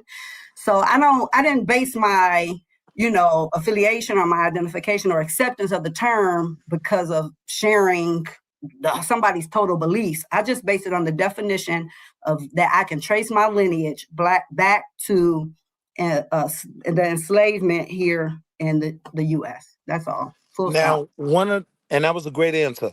One of the reasons I asked that question was because, I get the aspect of wanting to identify and be separate from everything else. But even when you preface your comments, you were very careful in saying, I'm not an antagonist. I'm not, coming to attack. And I'm only bringing that up because I think you would agree. You understand that that's how FBA is viewed because that's what they're known for. They're not necessarily known for their progress, their efforts, any type of legislation or unification, any of that, right? They're known for being trolls. They're known for the term tether. And so that, for me, is one of the reasons why I choose not to identify with that, no matter how much from low country South Carolina I am, right? Not South Carolina, South, SOUSC, right? Like real, true Black Americans who can, as you pointed out, attach ourselves back years, 1800s, 1700s, right? So when I look at things like the AME Church, I see my people already knowing who they were and defining themselves. I always view it as we delineated a long time ago. So I don't see a need for it now. I actually see it as counterproductive. And that's an argument I've had here. Dinus will tell you more than once because when Africans, continental Africans, hear that term, it becomes very tribal. Just like they are when we hear how much everybody hates the Fulani and the Igbo and the Hausa. And I listen to my brothers from the continent fight those fights. But we seem to only get thrown in it from the aspect of being tribal as well. And one of the things that I think makes the even question of Black Americans being a part of the diaspora totally invalid is because of what we were able to create here. It was always understood. This is, kind of the home of the diaspora to a certain degree. And we always welcomed others that were trying to fight their fight and help us fight ours. So for me, when I hear that, and I'm going to land here because I know I went on for a minute. Thank you, Dinus, for not crashing on me. But I can't identify with that term because I don't see a need to. My ancestors identified themselves as Black, African Americans, decades, centuries ago. I don't see a need to reinvent the wheel, especially Actually, that's when not this true. group. Will, that was a lie. African American did not become widespread until 1980s when Jesse Jackson got his marching orders for the But brother, I DNC to didn't say popularize widespread. it. Let's I didn't not say no. widespread. We're not going to tell lies here. We're gonna tell the truth. But wait, you cut me off. I didn't say widespread, and I'm interested in your opinion as Okay, well. but it Right? wasn't even Hold it on. wasn't remotely widespread. We're going to speak. Let's tell But the let's be truth. clear though. Because there's a lot of problem that goes on. There's a lot of bad faith arguments and outright lies and slander. And if y'all But want wait, unity, just let me hold on. You say cannot one have thing, unity if you're going to because you tell cut me off. half You cut me truths off. or So outright I want to lies. give Okay, you I the just floor, made a Black. point.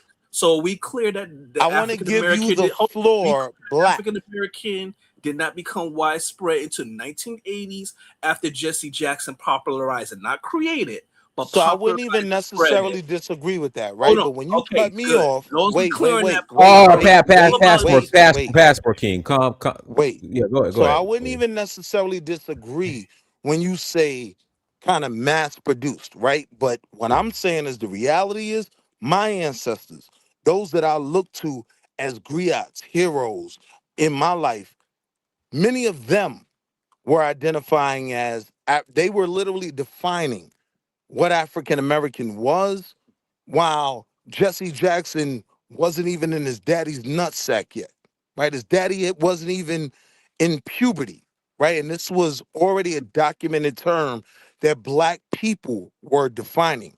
That's what I'm connected to, right? I get your point about mass produced. Same way FBA now is being mass produced. But what I'm saying is the things that my ancestors did and how they defined themselves, that was good enough for me.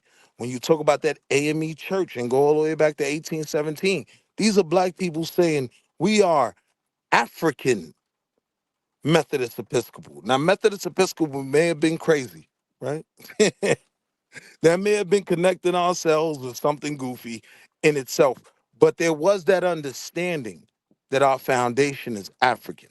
And this is from ancestors who are closer to the original history than I am. Those ancestors I would have to learn from. So I'm not saying that everyone was calling themselves African American, but it kind of became one of those things of once you learned about it, yeah, it made sense. So I don't bang on Jesse for that. Make sense? Let me No, it don't Nakara, make sense because it. hold on, passport king. Go ahead, I want to Nakara. hear Let his me pass it response though, to Q Dinus. Buck. Go ahead, Nakara. Can you guys hear me? Nakara. We're gonna just fight through it. Go ahead. No. No, go ahead. Is it fine? Um, okay, there was a few points that I wanted to make, but I do want to talk about the Ghana situation, particularly on the conversation about institutional relationships and individual relationships. Mm-hmm. If it's crazy, please let me know if my audio is not. It's not. Oh, It's I not. will. It's not that Okay, bad. okay. I'll let you know, Queen. Um, I think it is really important, again, because I don't have a relationship with perfectionism, because I don't come from a perfect culture. I don't come from an overly righteous culture where everybody has done Facts. everything correctly. And so, one of the things that I think is really important is to also know that there are Black Americans in Ghana right now who are also displeased with the way that the government is handling the citizenship situation at this particular time, right? But I think that's what relationship building is, especially when you understand the history of Ghana.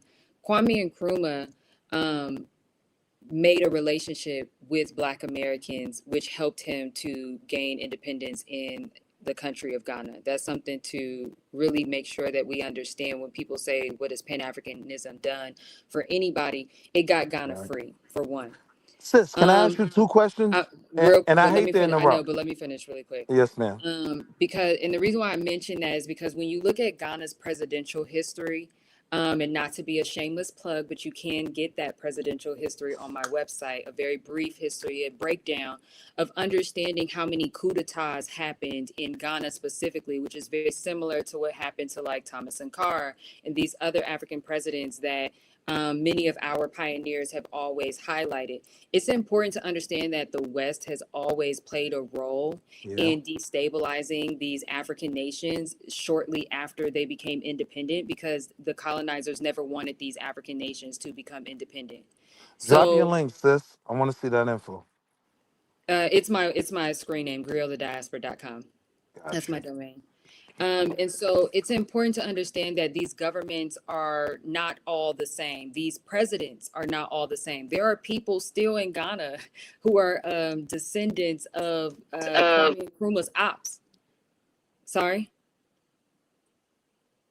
Oh, okay. There are people who are descendants of the Katoka family, which was the name of the airport, which has now recently been changed to Accra. Like, these are things that we have the privilege, I think is a privilege, to witness happen, because I didn't get to witness the 50s and 60s. I didn't get to witness the 80s. I didn't get to witness the 1800s, right? So I personally find it a privilege to be able to see Africa in their individual countries go through this transition that we got to experience. So I'm very clear that there are things that we have to work through, but that's what I think relationship building is. It's we're going to have to come to those understandings and those agreements.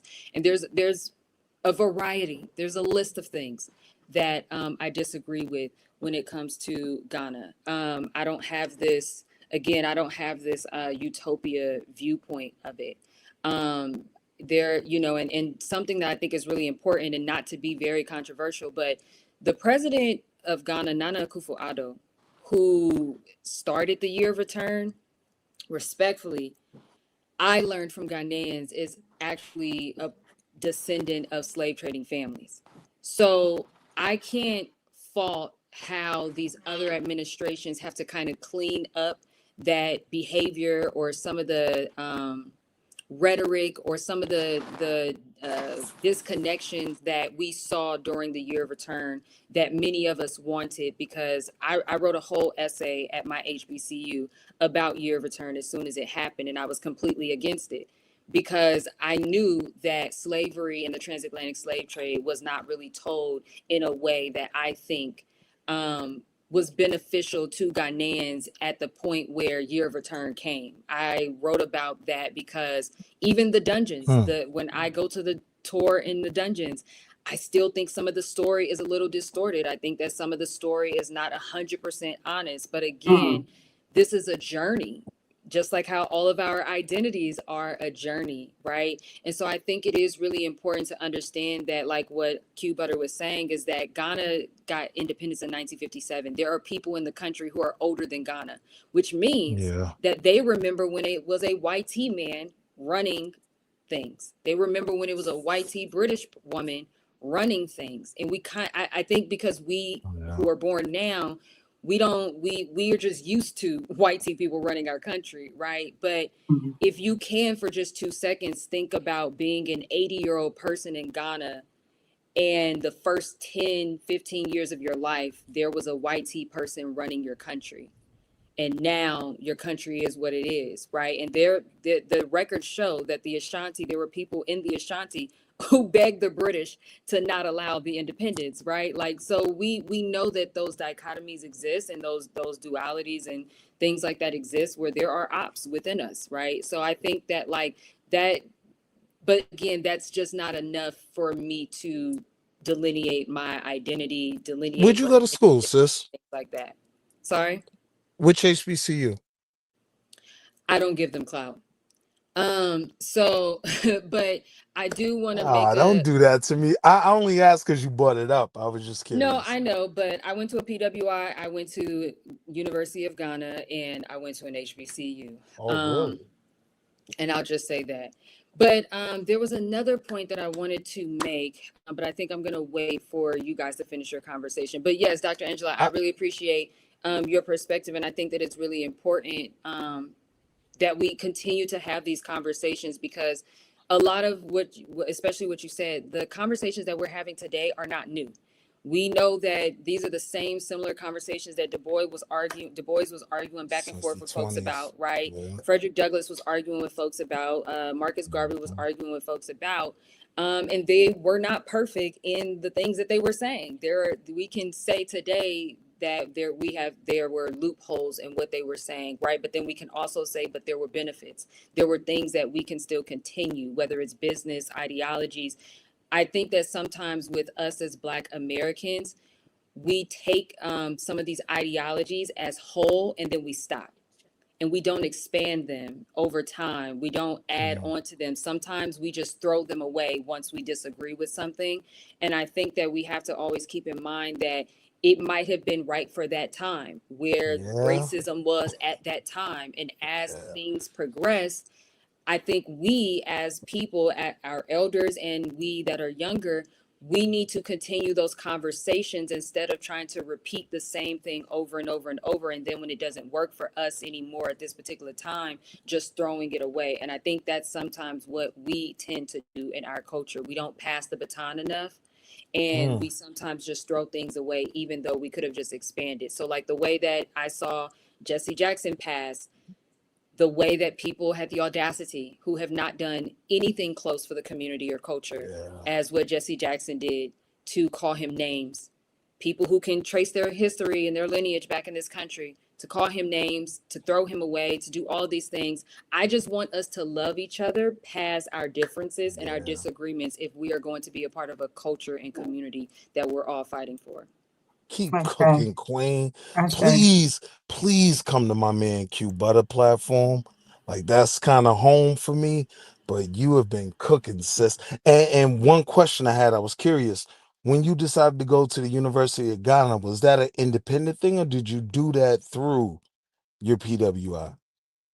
Yeah, San Francisco State, which is the first Africana Studies, Black Studies degree program in the country. At my school in Temple, we go back and forth about that, but San Francisco Lord, State sis. Africana Studies, Black Studies degree program. My Sis, mentor and professor was Dr. Oba Tashaka. So you can look him up, look up his books. He is still alive. Theophile Obenga was also a chair of my department at a point in time. So I come from a very long lineage of educators, of Black educators. But yeah, I went to the University of Ghana as a study abroad student for a year. So I did 2 full semesters through SF State. Sis, when I tell wifey, oh Lord, I was just building with a sister from Temple. Oh, she's gonna lose her mind, because my wife went to Temple as well. And yeah, I know about their history in terms of certain studies. So salute to you. I love it. Dennis, let me get 2 minutes, man. He went to the you there? If you ain't, I'm finna take off.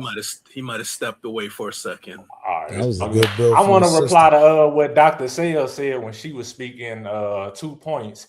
You brought up Black nationalism and Pan-Africanism when it pertains to FBA, and that's my bag right there. FBA are not Black nationalists. No FBAs are proponents of us having our own nation. Most of them will tell you America is our nation. So Black nationalism has absolutely nothing to do with FBA. Tariq Nasheed will never talk about separation, and that's what Black nationalism is about. Furthermore, to be a Black nationalist, you have to have some aspect of Pan-Africanism, because if we're going to be a nation, we not only have to be recognized by other nations as a nation, we have to have allies. And common sense gonna tell you, if you're a Black race, your other allies are gonna be Black nations. Furthermore, when we spoke about this, brother, hold slow on, down for a hold second. on, Hold on, I'm not cutting you off. let me finish, and then you can rebuttal, bro. Hold I just on, said I got 2 It's minutes. not a Let rebut. me It's a finish this point. question. Can Okay, I finish, your man? point. Then you can ask me a question. I'm not done talking, brother. Okay, you can continue. Finish your point. Damn, man, I know you got a lot of Go ahead, brother. answers, Go ahead. man. Go ahead. Look, when you spoke about the 6th region, we are included in the 6th region. If you go to au6rg.org, it says in Ghana, I mean in the African Union. Y'all can hear that? Yeah, the 6th region was an amendment to the original diaspora through Article 3 somebody got an and echo. July 11th, 2000 and let me see, what year was that? I think you got an echo. I got an echo. I'm gonna come off. You hear me now? I can hear you, but I hear something in the background too. She don't have an echo. Maybe it's just your side. They said I don't have an echo. I was getting ready to agree with you, because the original Durban Declaration Plan of Action that brought forth the issues of racism, xenophobia, and the diaspora that was adopted by the African Union, when they settled on their definition of diaspora, it did not include historical diasporans. Then later there was an amendment to the resolution called Article 3Q. And that's when the 6th region, all the children outside of Africa were recognized as a 6th region. So I'm very familiar with that documentation. And to your point about Black nationalism, I'm not saying that FBAs are Black nationalists. I'm saying that Black people in America have not always had the same ideology was my comparison. Some had thought about how we should nation build in one way, and others thought how we should nation build. I just wanted to make that point directly clear that they are not black Okay, nationalists that's cool, at all. but They're respect. not black nationalists. And now, to good your point King about the Justice. sixth region, I know Hold on. No. Before you go off a million miles Go a minute. ahead, Mullah. No, because you finished your point. I got to ask you something. Go ahead. You took a swipe at FBA, and I want to call you out right now, but in a respectful way. Tell me, what is the Pan-Africanist, as you understand it, plan to have their nation within the United States or elsewhere in the planet? Go ahead. I'm going to be quiet now and listen to you. First of all, you need to understand ideologies. You would be asking, what's the black nationalist I know that. No tap dancing. I want to brother. hear what is I'm the not Pan tap dancing. I'm answering your question, bro. Okay. The plan for us to get a nation was already laid down in 1968 by the Republic of New Africa. All we have to do, the people that agree that we need a nation, is actually build the infrastructure and fucking separate. That's what we got to do. That's what hasn't been done. Wait a minute. We haven't built any cities or any communities that are self-sustaining. We don't have mass grocery stores, mass imports, mass exports, militias. That's what you have to have a nation. Okay, and tell me, how are these other allies, I'll use that term, in the diaspora, whether they're in the Caribbean or African, how are they helping us in the United States to achieve that? You have to help yourself first. When they see us organized in mass, they will come and help us, brother. So wait a minute, we got okay, hold on, stop, slow down. So if we have to do it all on our own, what the hell do we need them for? You're literally not listening. I said we have to help ourselves. It's a simple. No, hold on. I did not stutter. That's the simple, straightforward question. Even if they over there and saying y'all become a nation, if we're not organized, we're not going to get it done, genius. Because it sounds like what you because in international law, something that is over your brain, brother, you have to be recognized by other nations. It's saying that we need to build it up first on our own, and then it's going to be our nation. We have to build it, genius. Hold on. We have to build it up on our own, and then these other groups get to come in, and how are they going to contribute to it? No, bro. Nobody said that, bro. We okay, have then to what are you our saying? Nation. Other nations have to recognize you as a nation, bro. You have to have 4 functions to be a nation. You have to have population. We got population. You have to have government. You got to have territory. You got to have sovereignty. Your sovereignty is independence recognized by other nations, brother. I majored in political science, bro. Okay. You don't know shit about none of this. Okay, so basically you're saying then that, so to have a nation, you're also going to have a military, right? You have to have a military. Do you and the Pan-Africanists plan on going into physical war with the United States government to... Bro, that goes without fucking saying, bro. How else you gonna get a nation, bro? How is this gonna happen, bro?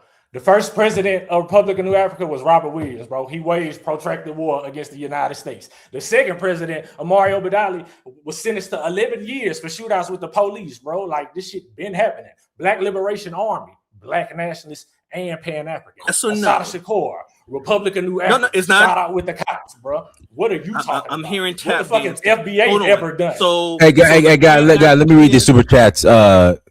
Kevin Dill, 1987. Thank you for $1.99 holla. Passport King is watching y'all. Kevin Dill, 1987. Thank you for $1.99 holla. Touring a slave dungeon is cringe to the max.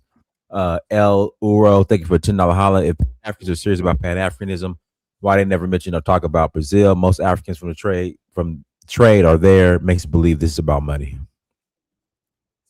Let me also ask something else. Why is this need to only put this African moniker on blacks in the diaspora? I'm going to use that term in the United States of America who are descended from slaves and freedmen. Why don't y'all fight hard to put African in front of Jamaicans, in front of Haitians, Trinidadians, Bahamians, the Afro peoples in Brazil? How come you don't fight to put the Africans in front of them?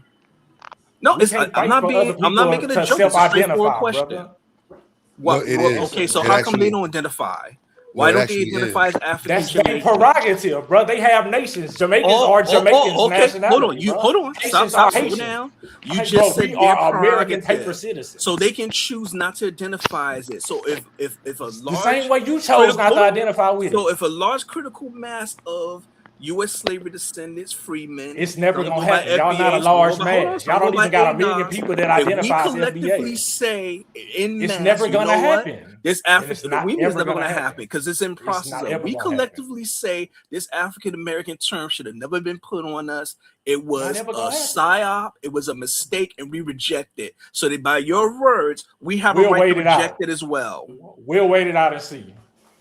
Because Or that shit not I gonna think we're happen. going to see within the next 10 years because Okay, the can I evidence answer is this crystal question? clear what a psyop this term has been and how Okay. insidious the agenda. Because, like they say, hindsight is 2020. When Jesse Jackson popularized that term in the 1980s, we went with it because we thought, yeah, this is a good idea. We didn't recognize the machinations above and behind Jesse Jackson that was playing the long game, and we see the effects today. Because let me say this real quick, and I'm not trying to filibuster or nothing. These same groups that you talk all this kumbaya Pan-Africanist stuff with, let me tell you about many of these Caribbean African immigrants. They have not dozens, they have hundreds of organizations that promote only their people in their country. Black Americans, whether they go by Freeman, FBA, ADOS, Sulon, we're not in those organizations. Those organizations, they get money from taxpayers. We get no parts of it. But when we get so-called scholarships, they apply and they get it. Tell me, where's the Pan-Africanism in that? Because you don't control this nation, genius. Hold on. That's not nation. Those are those immigrant groups in this country with organizations just for them. So you trying to tell me that as an evil plot by the white man to separate us from them? Where did the funds for FAFSA come from, genius? Am I making this up? Am I lying? Do I need to start pulling up organizations for you right now? I put in the chat to show you how many organizations exist just for black immigrants. Brother. They come from the government, the white man, not us. So it's the white man doing it, and these other groups they really want to unify with us. That's what you're saying. I think can I interject here, bro? Like real quick, please. Anyone, it's open. I'm quiet now. I'm listening. I mean, like I would suggest that Black Americans in Ghana should create a group for Black Americans in Ghana. You know, if you're in another country, it makes sense to connect with people who have similarities with you. They already have that. There's a Caribbean Association. There's an African American Association of Ghana, which has been transferred to African descendants of Ghana. There's an African Diaspora Research Group of Ghana. So go ahead. Exactly. I mean, like it's just logical. So I think, and the hyper focus on it is not necessary. The degrees. And I think that should be where the conversation is focused with the FBA conversation and the Pan-African conversation in terms of explicit servicing. And if you're going to use the word delineation, contextualize it to the specific types of services that need to be directed towards a specific type of people. And it's just that easy, you know what I mean? And having the conversation is still going to be centered around education. You know, America's not closing the doors to people that's going to come here and make money for America. Black, Chinese, Indian, doesn't matter. So it makes more sense for us. FBAs and ADOS are not even saying that we're not, well, some may, but the majority, we got no control over that. All we're saying is, you know what? We need to recognize our specific lineage. Just recognizing our lineage does not make us a hate group. Hold on. Forget if it's cool, you can recognize it. It's just in the sense of it, like what I get confused with, like the potentiality for business. And when we say tangibles, like let that be the conversation. You know what I'm saying? Like like the brother right here, just so he's a political science person. He has his background in that. Okay, let's talk tangible. What do you mean? Can you give me a little more context? I'm not being facetious. I'm not being. No, you're on a panel with tangibles right now, and it's a matter of how you organize the tangibles to make sense of it. Like she's in Ghana, how is this tangibles right now? Food, clothing, and shelter, brother. Well, for one, when you have a network that increases the access you have to resources and capital, that increases the access you have to different types of people. So one, if you're on a panel with somebody who's a doctor, you know what I mean, to me, the interest, even if there are things that have made me, contrary to what she might have had opinion to what she said, my interest is still greater to the point of like, she's a doctor. What kind of network does she has? The sister here is showing that she travels around the space. She just told you she's one of the students at the head of San Francisco State College. Like, I don't know what you heard in that conversation in terms of like when you say networking, that is the point of it. Like, this is the first Black studies program in California in America. So if you are looking to work with a college and she tells you that, like, that's networking, right? And we should be organizing our minds around that. I don't attack, like, I have fun with the Pan-African conversation and the FBA conversation. At the end of the day, it's like, what are we actually doing? Like, the shortfalls in the community are the reality. We're not producing enough doctors in the Black community. We're not producing enough engineers in the Black community. Pick one. Pick Ghana, New Jersey, New York City, good. Georgia, whichever one you want to pick.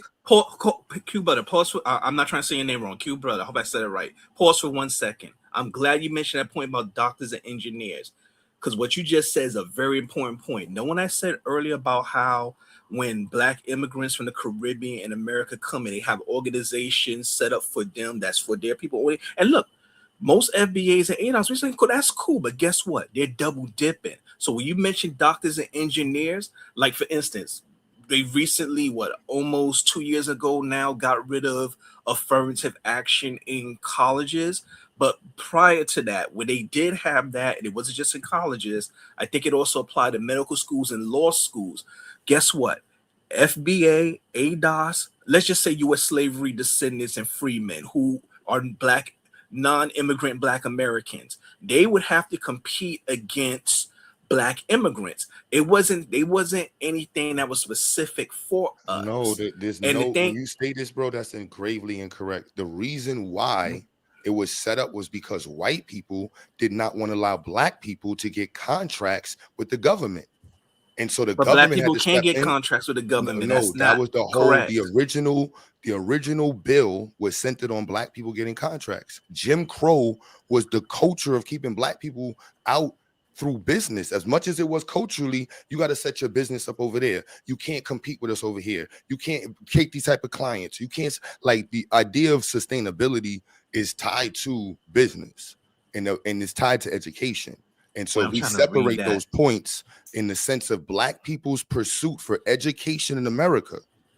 Black people's pursuit for religious freedom in America has been centered around African studies and African centers. So when you're saying Africa, and I'm like, yo, the African Epitapist Church, like you have the African Methodist Church. These things are 200 years old, 250 years old. Like, what are we talking about? Like, but these things have been around. The oldest schools, you mentioned the African Methodist Episcopal Church, the AME Church. Hold on. Did the AME Church? Hold on. This is a very important question. You're filibustering. I want to, bro.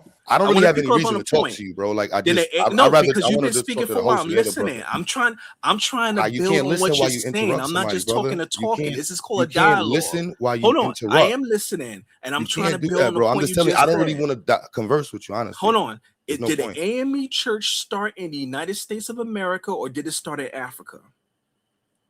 It started in what are you talking about? You have the Philadelphia. No, where did it start? Did it start in the United States of America, or did it start in Africa? It started in Brazil. Really? It started in Brazil. What's the point? You really believe that? No, bro. This is why the conversation with you is not for me relevant or anything that's going to go anywhere. I don't really want to disrespect you. Because see, there's a lot of disrespect. I'm just being honest. I don't want to disrespect you. I'd rather not have a dialogue. It's not about being disrespectful. Here's my point.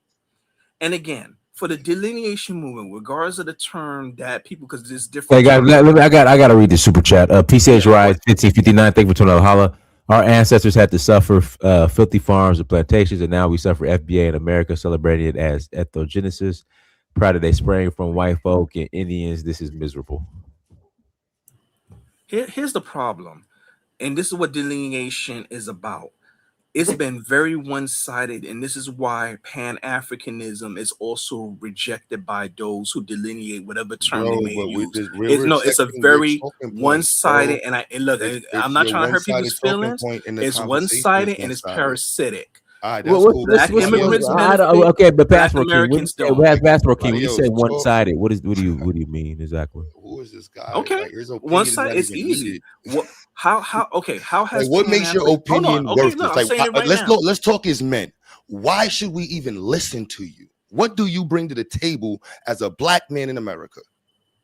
Why do you even have a voice? Let's keep it real. If this was basketball, if you can't dunk, shoot, you can't talk. This is boxing. You can't throw a jab. You can't get in the drink. Why should we listen to you?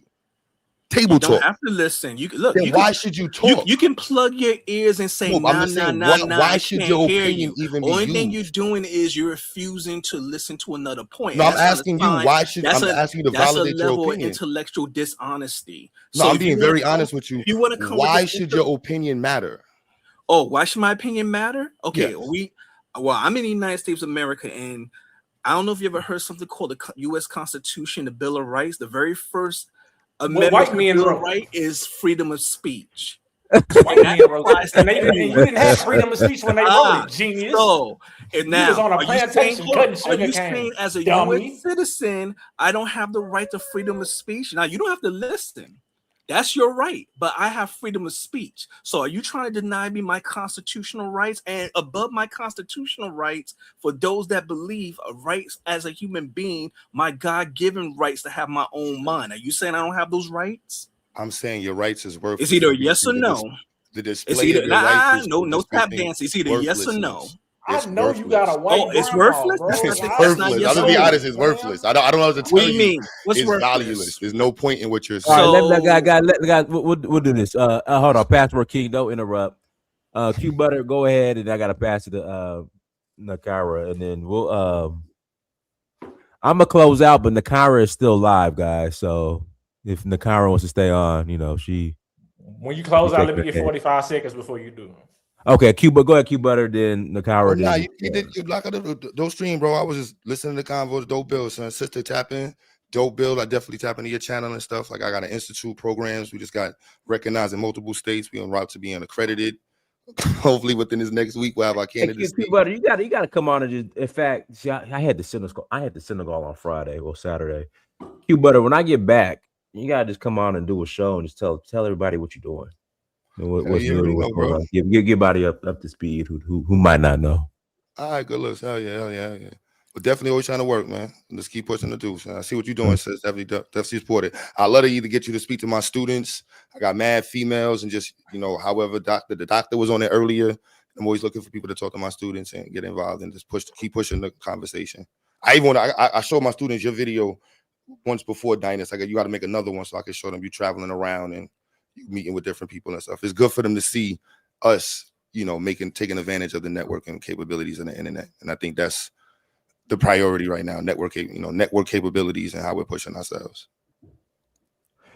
All right, let me pass the good King Justice 45 seconds and then Nakira, then we'll close out. All right, good show until it wasn't, but it's all good. Peace to Q, keep building, bro. I should have gave the 200 I gave to Umar to your ass. And Dynas, I know you a businessman. I love the shit out you, bro. But man, sometimes, bro, you gotta watch who you bringing up here because these conversations just gonna. Well, I mean, the thing is, like, the panel's for everybody, man. I'll be on that, but just get Passport King like 5 minutes every episode and then kick his mulatto ass off, bro. But yeah, peace, bro. Good show, man. All right, Nakira, go ahead. Was he done? Oh, okay. Yeah. Well, yeah, shout out to everybody. Like I said, my website, Grill the Diaspora, it's a ongoing website. It's something that I edit all the time. Yeah, I mean, I think the conversation was great. But I do want to just reiterate what I was saying earlier for people who are coming in late and probably didn't hear some of the things that I said. My biggest thing is that my racial and cultural self-esteem is not going to be shaped by the negative experiences that I have within and outside of my community. Just how I accept that the culture here in America is not perfect. In a lot of ways, it is toxic. In a lot of ways, it is patriarchal. It is misogynistic. There's a lot of things that we need to be educated on. There's a lot of things that we need to do without. There's a lot of whiteness that we need to wash out of ourselves as well, in my personal opinion. And so, like Vigilante has said earlier, I'm all for goals. I'm all for supporting actual businesses and programs, not too much of people. And so when we talk about that, I think it's important to understand that, especially what Good King Justice said, I think that was his name, about sovereignty and all these things. There's so many things that we could be doing, like supporting your Black farmers in your state. who, you know, we as Black Americans only make up 1% of land ownership in this country. So supporting those who do have land is a really important thing. That's one of the things that I do with Ghana, creating those dot connecting programs with farmers here, grocery store owners here, farmers markets, Black farmers markets owners, with people who grow agriculture out in Ghana and in different African countries. Those are ways that we can actually show solidarity with each other when it comes to our health, when it comes to our culture that we're so proud of. You know, there's a lot of different ways that we can show love to each other instead of forcing each other to identify as the same thing. So yeah, visit my website, subscribe to my channel. Thank you, Dinus, for having me. No problem. Everybody, thank you so much for joining. Like, share, subscribe. Until next time, family. That is Immersion Search for Huru. Peace.